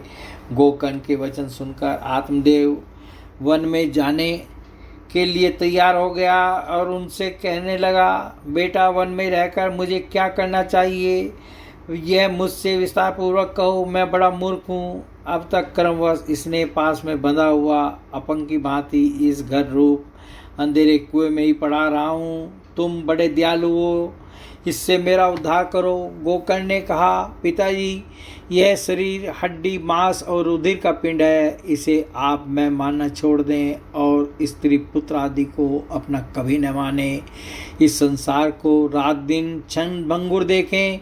इसकी किसी भी वस्तु को स्थायी समझकर इसमें राग न करें। बस एकमात्र वैराग्य रस के रसिक होकर भगवान की भक्ति में लगे रहें। भगवत भजन ही सबसे बड़ा धर्म है। निरंतर उसी का आश्रय लिए रहें, अन्य सब प्रकार के लौकिक धर्मों से मुख मोड़ लें, सदा साधु जनों की सेवा करें, भोगों की लालसा को पास न फटकने दें तथा जल्दी से जल्दी दूसरों के गुण दोषों का विचार करना छोड़कर एकमात्र भगवत सेवा और भगवान की कथाओं के रस का ही पान करें। इस प्रकार पुत्र की वाणी से प्रभावित होकर आत्मदेव ने घर छोड़ दिया और वन की यात्रा की। यद्यपि उसकी आयु उस समय 60 वर्ष की हो चुकी थी, फिर भी बुद्धि में पूरी दृढ़ता थी। वहाँ रात दिन भगवान की सेवा पूजा करने से और नियम पूर्वक भागवत के 10वें स्कंद का पाठ करने से उसने भगवान श्री कृष्णचंद्र को प्राप्त कर लिया। चौथा अध्याय समाप्त। 5वां अध्याय धुंधुकारी को प्रेत योनि की प्राप्ति और उससे उद्धार। सूत जी कहते हैं, सोनक जी, पिता के वन चले जाने पर एक दिन धुंधुकारी ने अपनी माता को बहुत पीटा और कहा, बता धन कहाँ रखा है, नहीं तो अभी तेरी लुआटी जलती लकड़ी से खबर लूँगा। उसकी इस धमकी से डरकर और पुत्र के उपद्रवों से दुखी होकर वह रात्रि के समय कुएं में जा गिरी और इसी से उसकी मृत्यु हो गई। योगनिष्ठ गोकर्ण जी तीर्थ यात्रा के लिए निकल गए। उन्हें इन घटनाओं से कोई सुख या दुख नहीं होता था, क्योंकि उनका न कोई मित्र था न शत्रु। धुंधुकारी 5 वेश्याओं के साथ घर में रहने लगा।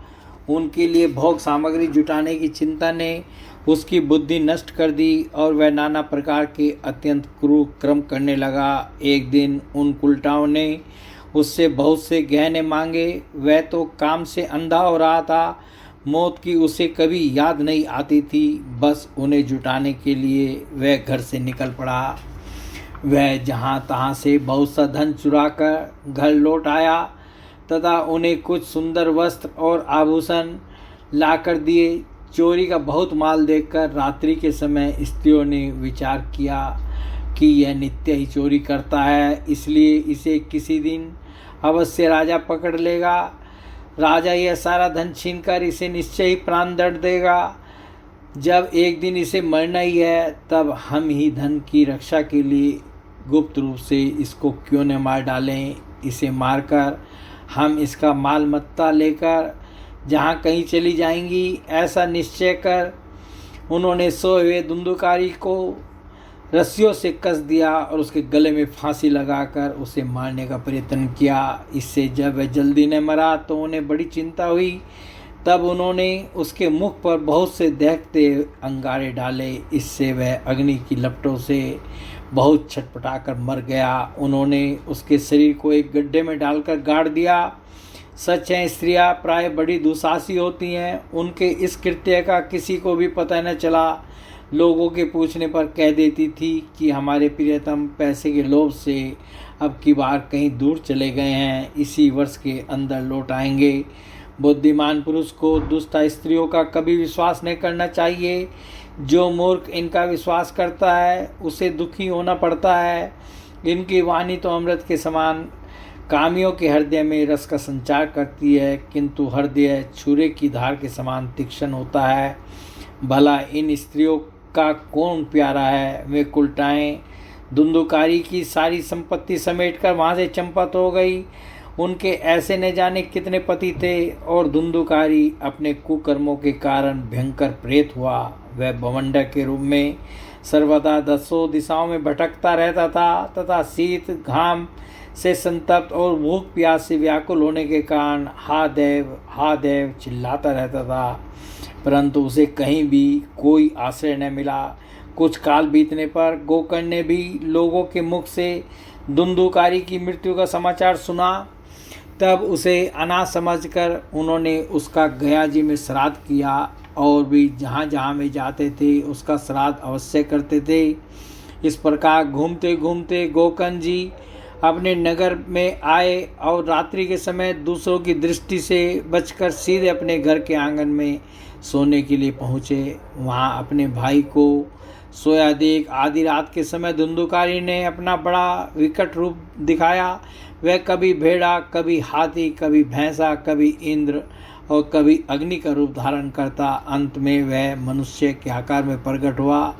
ये विपरीत अवस्थाएं देखकर गोकर्ण ने निश्चय किया कि यह कोई दुर्गति को प्राप्त हुआ जीव है। तब उन्होंने उससे धैर्यपूर्वक पूछा। गोकर्ण ने कहा, तू कौन है? रात्रि के समय ऐसे भयानक रूप क्यों दिखा रहा है? तेरी यह दशा कैसे हुई? हमें बता तो सही। तू प्रेत है, पिशाच है अथवा कोई राक्षस है? सूत जी कहते हैं, गोकर्ण के इस प्रकार पूछने पर वह बार बार जोर जोर से रोने लगा।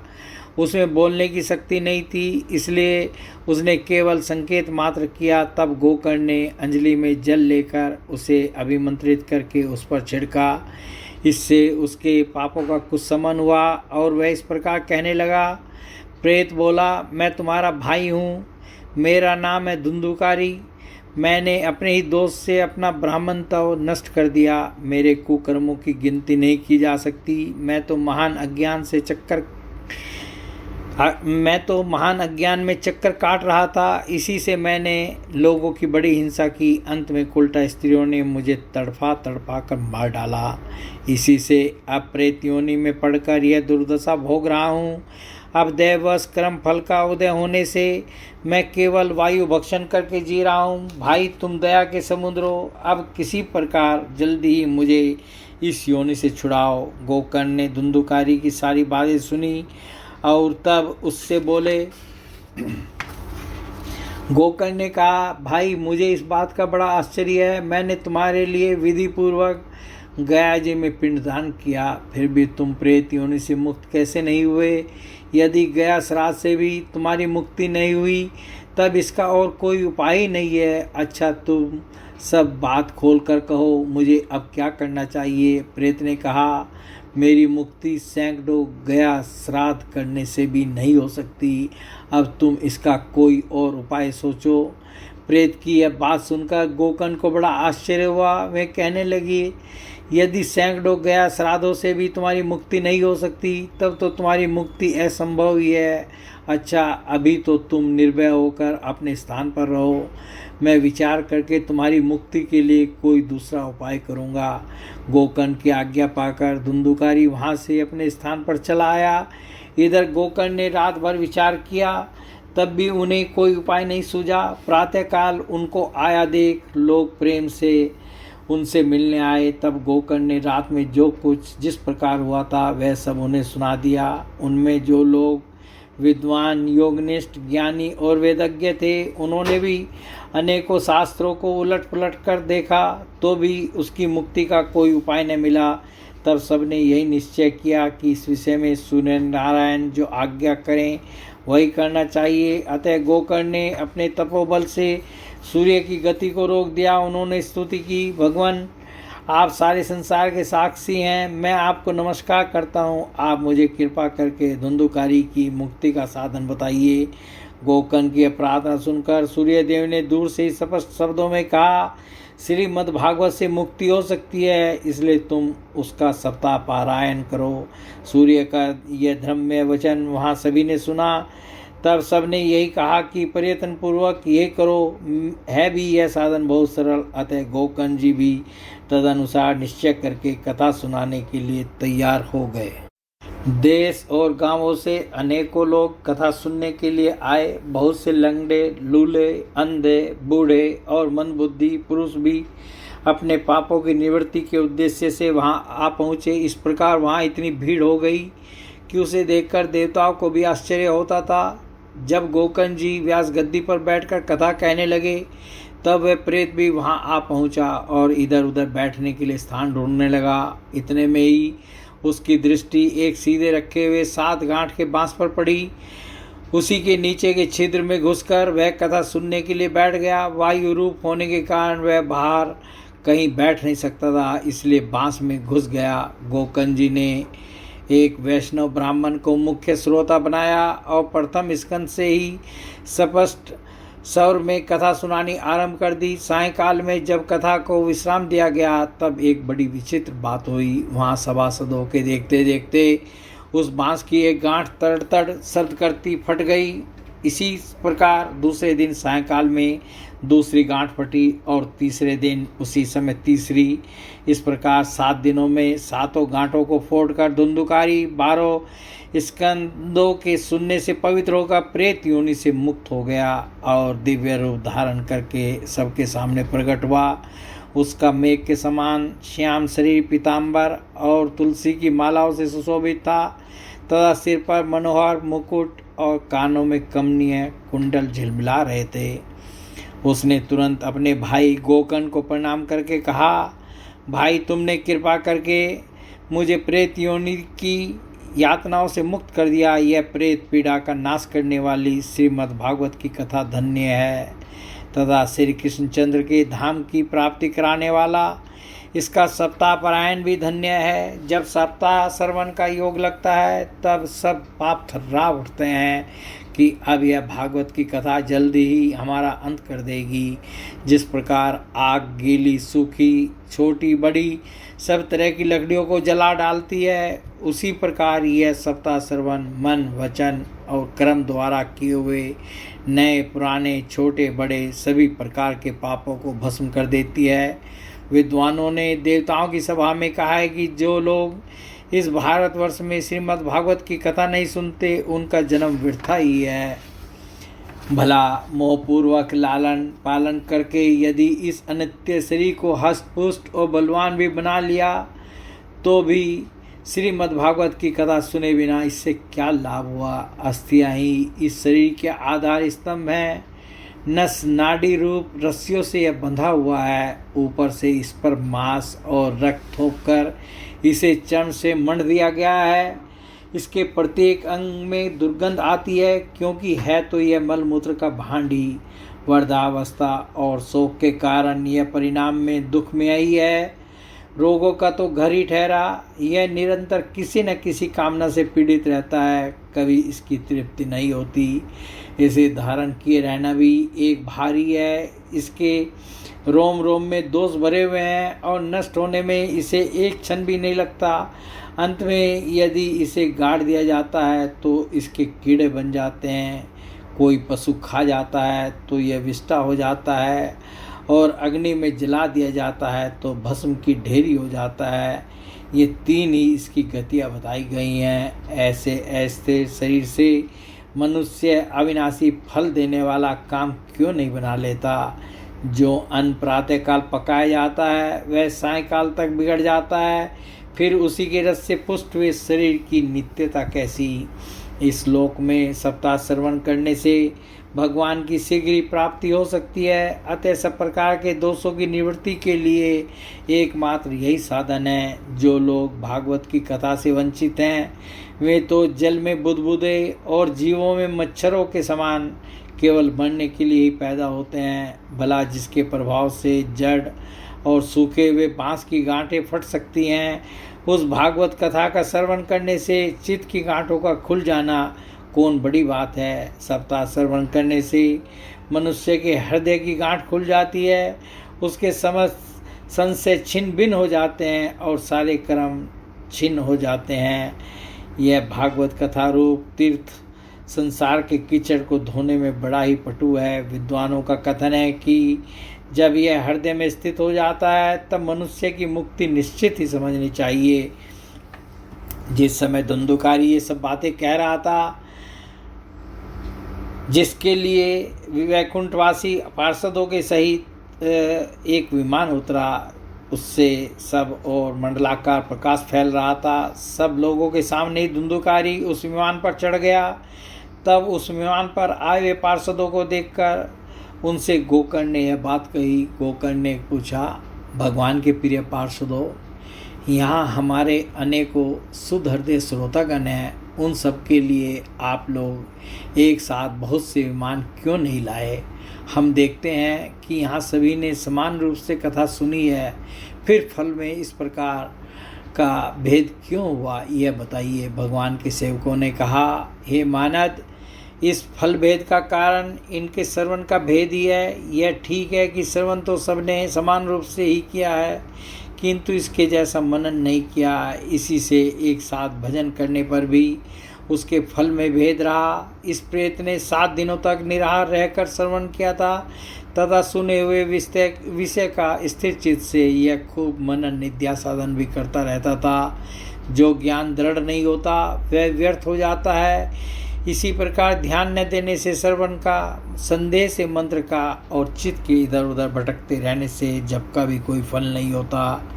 वैष्णवहीन देश, अपात्र को कराया हुआ श्राद्ध का भोजन, अक्षत्रिय को दिया हुआ दान एवं आचारहीन कुल, इन सब का नाश हो जाता है। गुरु वचनों में विश्वास, दीनता का भाव, मन के दोषों पर विजय तथा कथा में चित्त की एकाग्रता इत्यादि नियमों का यदि पालन किया जाए तो श्रवण का यथार्थ फल मिलता है।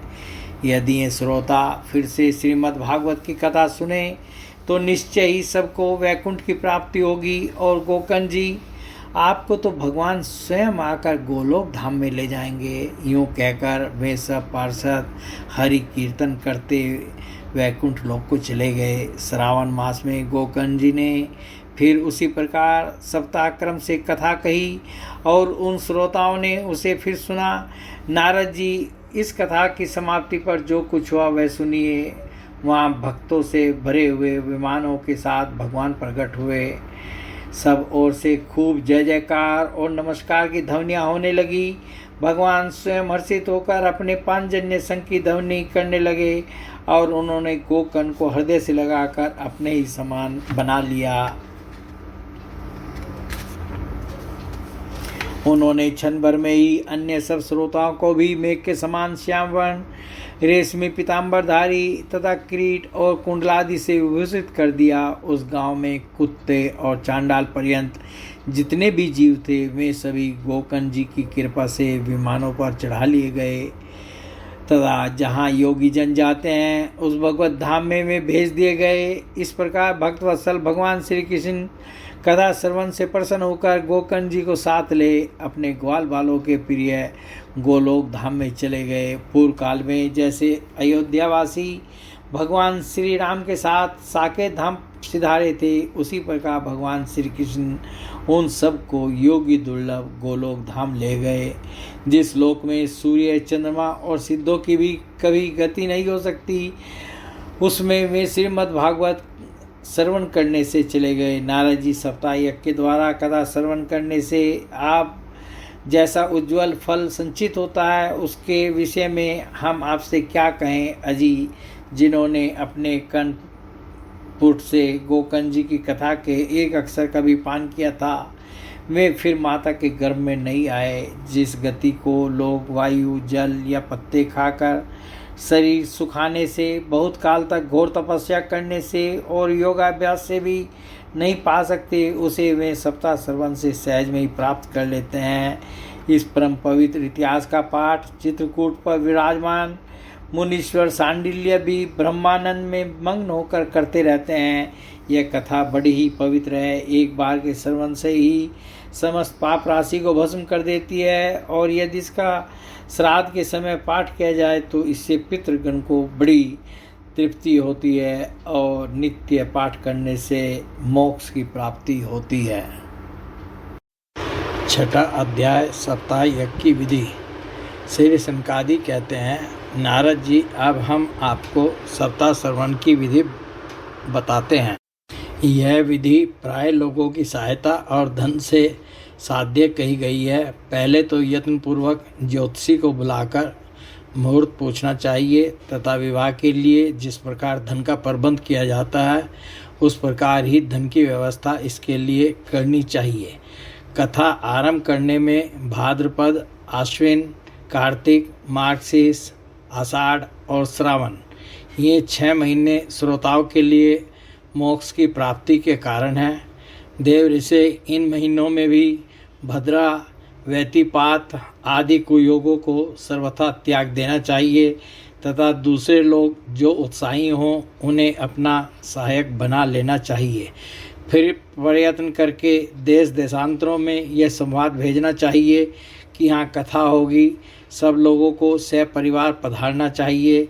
स्त्री और शूद्रादि भगवत कथा एवं संकीर्तन से दूर पड़ गए हैं, उनको भी सूचना हो जाए, ऐसा प्रबंध करना चाहिए। देश विदेश में जो विरक्त वैष्णव और हरि कीर्तन के प्रेमी हों, उनके पास निमंत्रण पत्र अवश्य भेजें। उसे लिखने की विधि इस प्रकार बताई गई है। महानुभाव, यहाँ 7 दिन तक सत्पुरुषों का बड़ा दुर्लभ समागम रहेगा और अपूर्व रसमयी श्रीमद् भागवत की कथा होगी। आप लोग भगवत रस के रसिक हैं, अतः श्रीमद् भागवत अमृत का पान करने के लिए प्रेम पूर्वक शीघ्र ही पधारने की कृपा करें।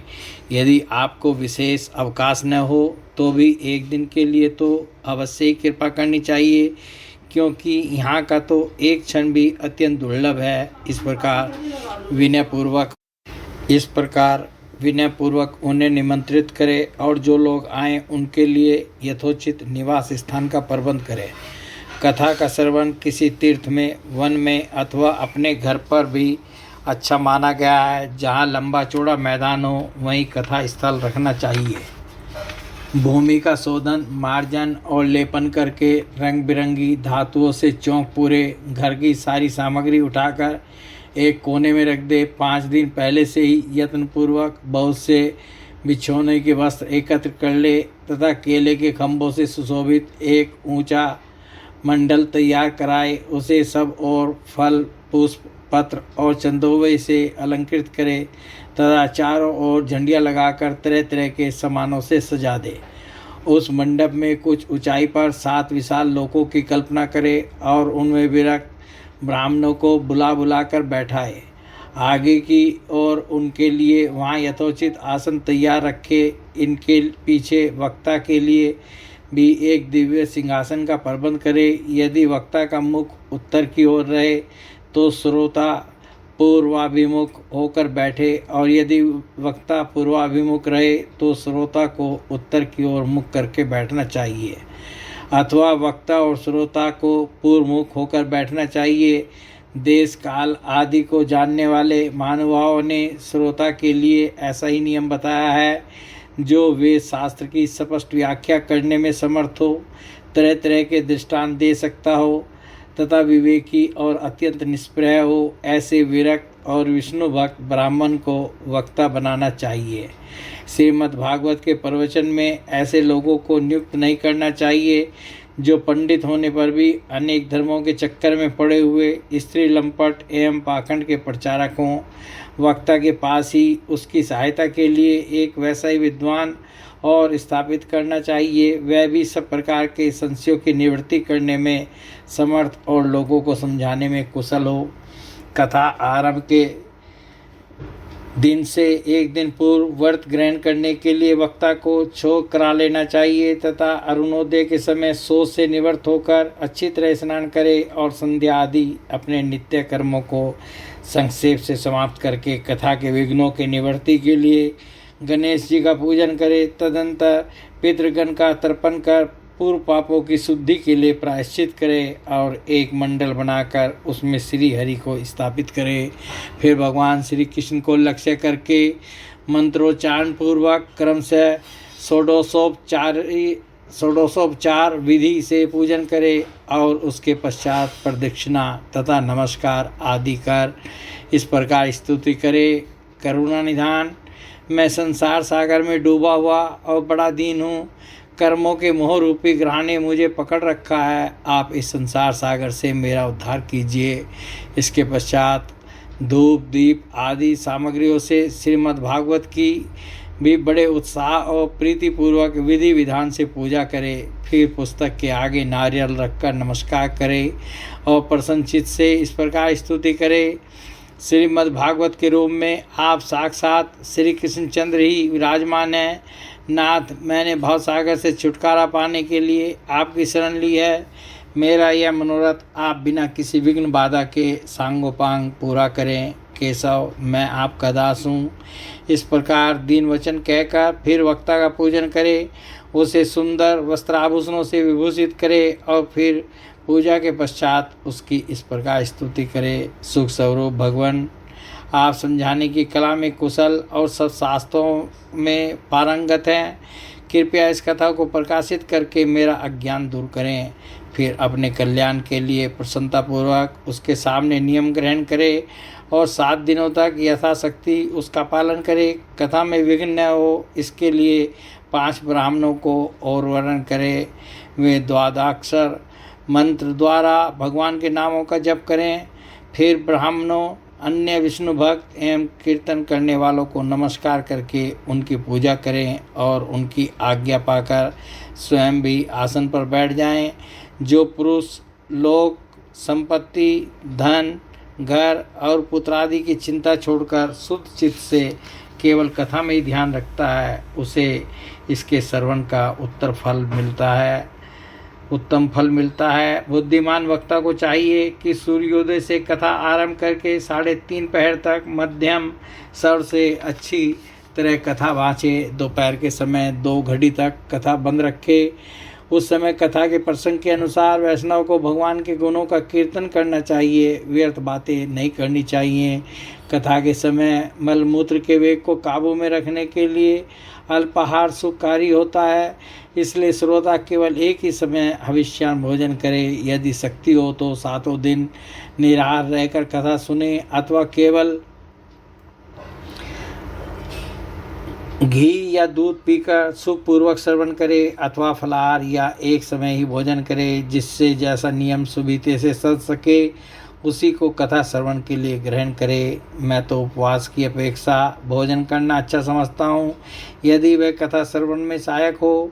यदि उपवास से श्रवण में बाधा पहुँचती हो तो वह किसी काम का नहीं। नारद जी नियम से सप्ताह सुनने वाले पुरुषों के नियम सुनिए। विष्णु भक्त की दीक्षा से रहित पुरुष कथा श्रवण का अधिकारी नहीं है। जो पुरुष नियम से कथा सुने उसे ब्रह्मचर्य से रहना, भूमि पर सोना और नित्य प्रति कथा समाप्त होने पर पत्तल में भोजन करना चाहिए। दाल, मधु, तेल, गरिष्ठ अन्न, भाव दूषित पदार्थ और बासी अन्न इनका उसे सर्वदा ही त्याग करना चाहिए। काम, क्रोध, मद, मान, मत्सर, लोभ, दंभ, मोह और द्वेष को तो अपने पास भी नहीं फटकने देना चाहिए। वह वेद, वैष्णव, ब्राह्मण, गुरु, गो सेवक तथा स्त्री, राजा और महापुरुषों की निंदा से भी बचे। नियम से कथा सुनने वाले पुरुष को रस अवला स्त्री, अंत्यज, मलेच्छ, पतित, गायत्रीहीन, द्विज, ब्राह्मणों से द्वेष करने वाले तथा वेद को न मानने वाले पुरुषों से बात नहीं करनी चाहिए। सर्वदा सत्य, सोच, दया, मौन, सरलता, विनय और उदारता का बर्ताव करना चाहिए। धनहीन, क्षय रोगी, किसी अन्य रोग से पीड़ित, भाग्यहीन, पापी, पुत्रहीन और मुमुक्षु भी यह कथा श्रवण करे। जिस स्त्री का रजोदर्शन रुक गया हो, जिसके एक ही संतान होकर रह गई हो, जो बांझ हो, जिसकी संतान होकर मर जाती हो अथवा जिसका गर्भ गिर जाता हो, वह यत्नपूर्वक इस कथा को सुने। ये सब यदि विधिवत कथा सुने तो इन्हें अक्षय फल की प्राप्ति हो सकती है। यह अति उत्तम दिव्य कथा करोड़ों यज्ञों का फल देने वाली है। इस प्रकार इस व्रत की विधियों का पालन करके फिर उद्यापन करें। जिन्हें इसके विशेष फल की इच्छा हो वे जन्माष्टमी व्रत के समान इस कथा व्रत का उद्यापन करें, किंतु जो भगवान के अकिंचन भक्त हैं उनके लिए उद्यापन का कोई आग्रह नहीं है। वे श्रवण से ही पवित्र हैं, क्योंकि वे तो निष्काम भगवत भक्त हैं। इस प्रकार जब सप्ताह समाप्त हो जाए तब श्रोताओं को अत्यंत भक्तिपूर्वक पुस्तक और वक्ता की पूजा करनी चाहिए। फिर वक्ता श्रोताओं को प्रसाद, तुलसी और प्रसादी मालाएं दे तथा सब लोग मृदंग और झांझ की मनोहर ध्वनि से सुंदर कीर्तन करें, जय जयकार, नमस्कार और संग ध्वनि का घोष कराएं और ब्राह्मण तथा याचकों को धन और अन्न दें। श्रोता विरक्त हो तो कर्म की शांति के लिए दूसरे दिन गीता पाठ करें, गृहस्थ हो तो हवन करें।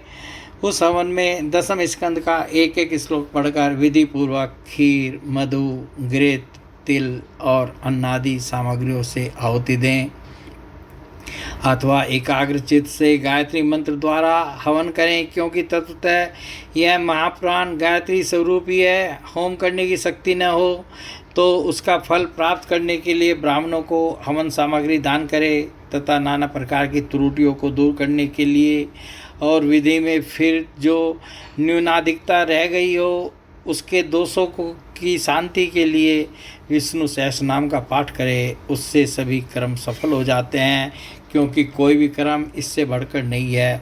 फिर 12 ब्राह्मणों को खीर और मधु आदि उत्तम उत्तर पदार्थ खिलाए तथा व्रत की पूर्ति के लिए गौ और सुवर्ण का दान करे। सामर्थ्य हो तो 3 तोले सोने का एक सिंहासन बनवाए, उस पर सुंदर अक्षरों में लिखी हुई श्रीमद् भागवत की पोथी रखकर उसकी आह्वानीय विविध उपचारों से पूजा करे और फिर जितेंद्रिय आचार्य को उसका वस्त्र आभूषण एवं गंधादि से पूजन कर दक्षिणा के सहित समर्पण कर दे। यूँ करने से वह बुद्धिमान दाता जन्म मरण के बंधनों से मुक्त हो जाता है। यह सप्ताह परायण की विधि सब पापों की निवृत्ति करने वाली है। इसका इस प्रकार ठीक ठीक पालन करने से यह मंगलमय भागवत पुराण अभिष्ट फल प्रदान करता है तथा अर्थ, धर्म, काम और मोक्ष इन चारों की प्राप्ति का साधन हो जाता है, इसमें संदेह नहीं है। सनकादि कहते हैं, नारद जी, इस प्रकार तुम्हें यह सप्ताह श्रवण की विधि हमने पूरी सुना दी। अब और क्या सुनना चाहते हो? इस श्रीमद् भागवत से भोग और मोक्ष दोनों ही हाथ लग जाते हैं। सूत जी कहते हैं, सोनक जी, यूँ कहकर महामुनि सनकादि ने 1 सप्ताह तक विधि पूर्वक इस सर्व पाप नाशिनी परम पवित्र और भोग और मोक्ष प्रदान करने वाली भागवत कथा का प्रवचन किया। सब प्राणियों ने नियम पूर्वक इसे श्रवण किया। इसके पश्चात उन्होंने विधि पूर्वक भगवान पुरुषोत्तम की स्तुति की। कथा के अंत में ज्ञान, वैराग्य और भक्ति को बड़ी पुष्टि मिली और वे तीनों एकदम तरुण होकर सब जीवों का चित्त अपनी ओर आकर्षित करने लगे। अपना मनोरथ पूरा होने से नारद जी को भी बड़ी प्रसन्नता हुई। उनके सारे शरीर में रोमांच हो आया और वे परमानंद से पूर्ण हो गए। इस प्रकार कथा श्रवण कर भगवान के प्यारे नारद जी हाथ जोड़कर प्रेम गदगद वाणी से सनकादि से कहने लगे। नारद जी ने कहा, मैं धन्य हूँ, आप लोगों ने करुणा करके मुझे बड़ा ही अनुग्रहित किया है। आज मुझे सर्व पापहारी भगवान श्री हरि की ही प्राप्ति हो गई है। तपोधनों, मैं श्रीमद् भागवत श्रवण को ही सब धर्मों से श्रेष्ठ मानता हूँ, क्योंकि जिसके श्रवण से वैकुंठ यानी गोलोक विहारी श्री कृष्ण की प्राप्ति होती है। सूत जी कहते हैं, सोनक जी, वैष्णव श्रेष्ठ नारद जी यूँ कह ही रहे थे कि वहाँ घूमते फिरते योगेश्वर सुखदेव जी आ गए। कथा समाप्त होते ही व्यासनंदन श्री सुखदेव जी वहाँ पधारे। 16 वर्ष की सी आयु आत्मलाभ से पूर्ण ज्ञान रूपी महासागर का संवर्धन करने के लिए चंद्रमा के समान वे प्रेम से धीरे धीरे श्रीमद् भागवत का पाठ कर रहे थे। परम तेजस्वी श्री सुखदेव जी को देखकर सारे सभासद झटपट खड़े हो गए और उन्हें एक ऊंचे आसन पर बैठाया। फिर देवश्री नारद जी ने उनका प्रेम पूर्वक पूजन किया। उन्होंने सुखपूर्वक बैठकर कहा, आप लोग मेरी निर्मल वाणी सुनिए। श्री सुखदेव जी बोले, रसिक एवं भावुक जन, यह श्रीमद् भागवत वेद रूप कल्पवृक्ष का परिपक्व फल है। श्री सुखदेव रूप सुख के मुख का संयोग होने से अमृत रस से परिपूर्ण है। यह रसी रस है, इसमें न छिलका है न गुठली। यह इसी लोक में सुलभ है। जब तक शरीर में चेतना रहे तब तक आप लोग बार बार इसका पान करें। महामुनि व्यासदेव ने श्रीमद् भागवत महापुराण की रचना की है। इसमें निष्कपट निष्काम परम धर्म का निरूपण हुआ है। इसमें शुद्धांतकरण पुरुष सत्पुरुषों के जानने योग्य कल्याणकारी वास्तविक वस्तु का वर्णन है, जिससे तीनों तापों की शांति होती है। इसका आश्रय लेने पर दूसरे शास्त्र अथवा साधन की आवश्यकता नहीं रहती। जब कभी पुण्यात्मा पुरुष इसके श्रवण की इच्छा करते हैं तभी ईश्वर अविलंब उनके हृदय में अवरुद्ध हो जाता है। यह भागवत पुराणों का तिलक और वैष्णवों का धन है। इसमें परमहंसों के प्राप्य विशुद्ध ज्ञान का ही वर्णन किया गया है तथा ज्ञान, वैराग्य और भक्ति के सहित निवृत्ति मार्ग को प्रकाशित किया गया है। जो पुरुष भक्तिपूर्वक इसके श्रवण, पठन और मनन में तत्पर रहता है वह मुक्त हो जाता है। यह रस स्वर्गलोक, सत्यलोक, कैलाश और वैकुंठ में भी नहीं है। इसलिए भाग्यवान श्रोताओं, तुम इसका खूब पान करो, इसे कभी मत छोड़ो। सूत जी कहते हैं, श्री सुखदेव जी, इस प्रकार कह ही रहे थे कि उस सभा के बीचों बीच प्रहलाद, बलि, उद्धव और अर्जुन आदि पार्षदों के सहित साक्षात श्री हरि प्रकट हो गए। तब देवऋषि नारद ने भगवान और उनके भक्तों की यथोचित पूजा की। भगवान को प्रसन्न देखकर देवऋषि ने उन्हें एक विशाल सिंहासन पर बिठा दिया और सब लोग उनके सामने संकीर्तन करने लगे। उस कीर्तन को देखने के लिए श्री पार्वती जी के सहित महादेव जी और ब्रह्मा जी भी आए। कीर्तन आरंभ हुआ। प्रहलाद जी तो चंचल गति फुर्तीले होने के कारण करताल बजाने लगे। उद्धव जी ने झांझे उठा ली। देवऋषि नारद वीणा की ध्वनि करने लगे। सौर विज्ञान गान विद्या में कुशल होने के कारण अर्जुन राग लापने लगे। इंद्र ने मृदंग बजाना आरंभ किया। सनकादि बीच बीच में जय घोष करने लगे और इन सब के आगे सुखदेव जी तरह तरह की सरस अंग भंगी करके भाव बताने लगे। इन सब के बीच में परम तेजस्वी भक्ति, ज्ञान और वैराग्य नटों के समान नाचने लगे। ऐसा अलौकिक कीर्तन देखकर भगवान प्रसन्न हो गए और इस प्रकार कहने लगे, मैं तुम्हारी इस कथा और कीर्तन से बहुत प्रसन्न हूँ। तुम्हारे भक्ति भाव ने इस समय मुझे अपने वश में कर लिया है, अतः तुम लोग मुझसे वर मांगो। भगवान के वचन सुनकर सब लोग बड़े प्रसन्न हुए और प्रेमाद्र चित्त से भगवान से कहने लगे, भगवान हमारी यह अभिलाषा है कि भविष्य में भी जहाँ जहाँ सप्ताह कथा हो वहाँ आप इन पार्षदों के सहित अवश्य पधारें। हमारा यह मनोरथ पूर्ण कर दीजिए। भगवान तथास्तु कहकर अंतर्ध्यान हो गए। इसके पश्चात नारद जी ने भगवान तथा उनके पार्षदों के चरणों को लक्ष्य करके प्रणाम किया और फिर सुखदेव जी आदि तपस्वियों को भी नमस्कार किया। कथा अमृत का पान करने से सब लोगों को बड़ा ही आनंद हुआ। उनका सारा मोह नष्ट हो गया। फिर वे सब लोग अपने अपने स्थानों को चले गए। उस समय सुखदेव जी ने भक्ति को उसके पुत्रों सहित अपने शास्त्र में स्थापित कर दिया। इसी से भागवत का सेवन करने से श्री हरि वैष्णवों के हृदय में आ विराजते हैं। जो लोग दरिद्रता के दुख जड़ की ज्वाला से दग्ध हो रहे हैं, जिन्हें माया पिशाचिनी ने रोध डाला है तथा जो संसार समुद्र में डूब रहे हैं, उनका कल्याण करने के लिए श्रीमद् भागवत सिंहनाद कर रहा है। सुनक जी ने पूछा, सुखदेव जी ने राजा परीक्षित को, गोकर्ण ने धुंधुकारी को और सनकादि ने नारद जी को किस किस समय यह ग्रंथ सुनाया था, मेरा यह संशय दूर कीजिए। सुत जी ने कहा, भगवान श्री कृष्ण के सवधाम गमन के बाद कलयुग के 30 वर्ष से कुछ अधिक बीत जाने पर भाद्रपद मास की शुक्ला नवमी को सुखदेव जी ने कथा आरंभ की थी। राजा परीक्षित की कथा सुनने के बाद कलयुग के 200 वर्ष बीत जाने पर आषाढ़ मास की शुक्ला नवमी को गोकर्ण जी ने यह कथा सुनाई थी। इसके पीछे कलयुग के 30 वर्ष और निकल जाने पर कार्तिक शुक्ला नवमी से सनकादि ने कथा आरंभ की थी। निष्पाप सोनक जी, आपने जो कुछ पूछा था उसका उत्तर मैंने आपको दे दिया। इस कलयुग में भागवत की कथा भवरोग की रामबाण औषध है। संत जन, आप लोग आदरपूर्वक इस कथा अमृत का पान कीजिए। यह श्री कृष्ण को अत्यंत प्रिय है, संपूर्ण पापों का नाश करने वाला, मुक्ति का एकमात्र कारण और भक्ति को बढ़ाने वाला है। लोक में अन्य कल्याणकारी साधनों का विचार करने और तीर्थों का सेवन करने से क्या होगा। अपने दूत को हाथ में पास लिए देखकर यमराज उसके कान में कहते हैं, देखो जो भगवान की कथा वार्ता में मत हो रहे हों उनसे दूर रहना। मैं औरों को तो दंड देने की शक्ति रखता हूँ, वैष्णवों को नहीं। इस असार संसार में विषय रूप विष की आसक्ति के कारण व्याकुल बुद्धि वाले पुरुषों, अपने कल्याण के उद्देश्य से आधे क्षण के लिए भी इस सुकथा रूप अनुपम सुधा का पान करो। प्यारे भाइयों, निंदित कथाओं से युक्त कुपथ में व्यर्थ ही क्यों भटक रहे हो। इस कथा के कान में प्रवेश करते ही मुक्ति हो जाती है। इस बात के साक्षी राजा परीक्षित हैं। श्री सुखदेव जी ने प्रेम रस के प्रवाह में स्थित होकर इस कथा को कहा था। इसका जिसके कंठ से संबंध हो जाता है वह वैकुंठ का स्वामी बन जाता है। सोनक जी, मैंने अनेक शास्त्रों को देखकर आपको यह परम गोप्य रहस्य अभी अभी सुनाया है। सब शास्त्रों के सिद्धांतों का यही निचोड़ है।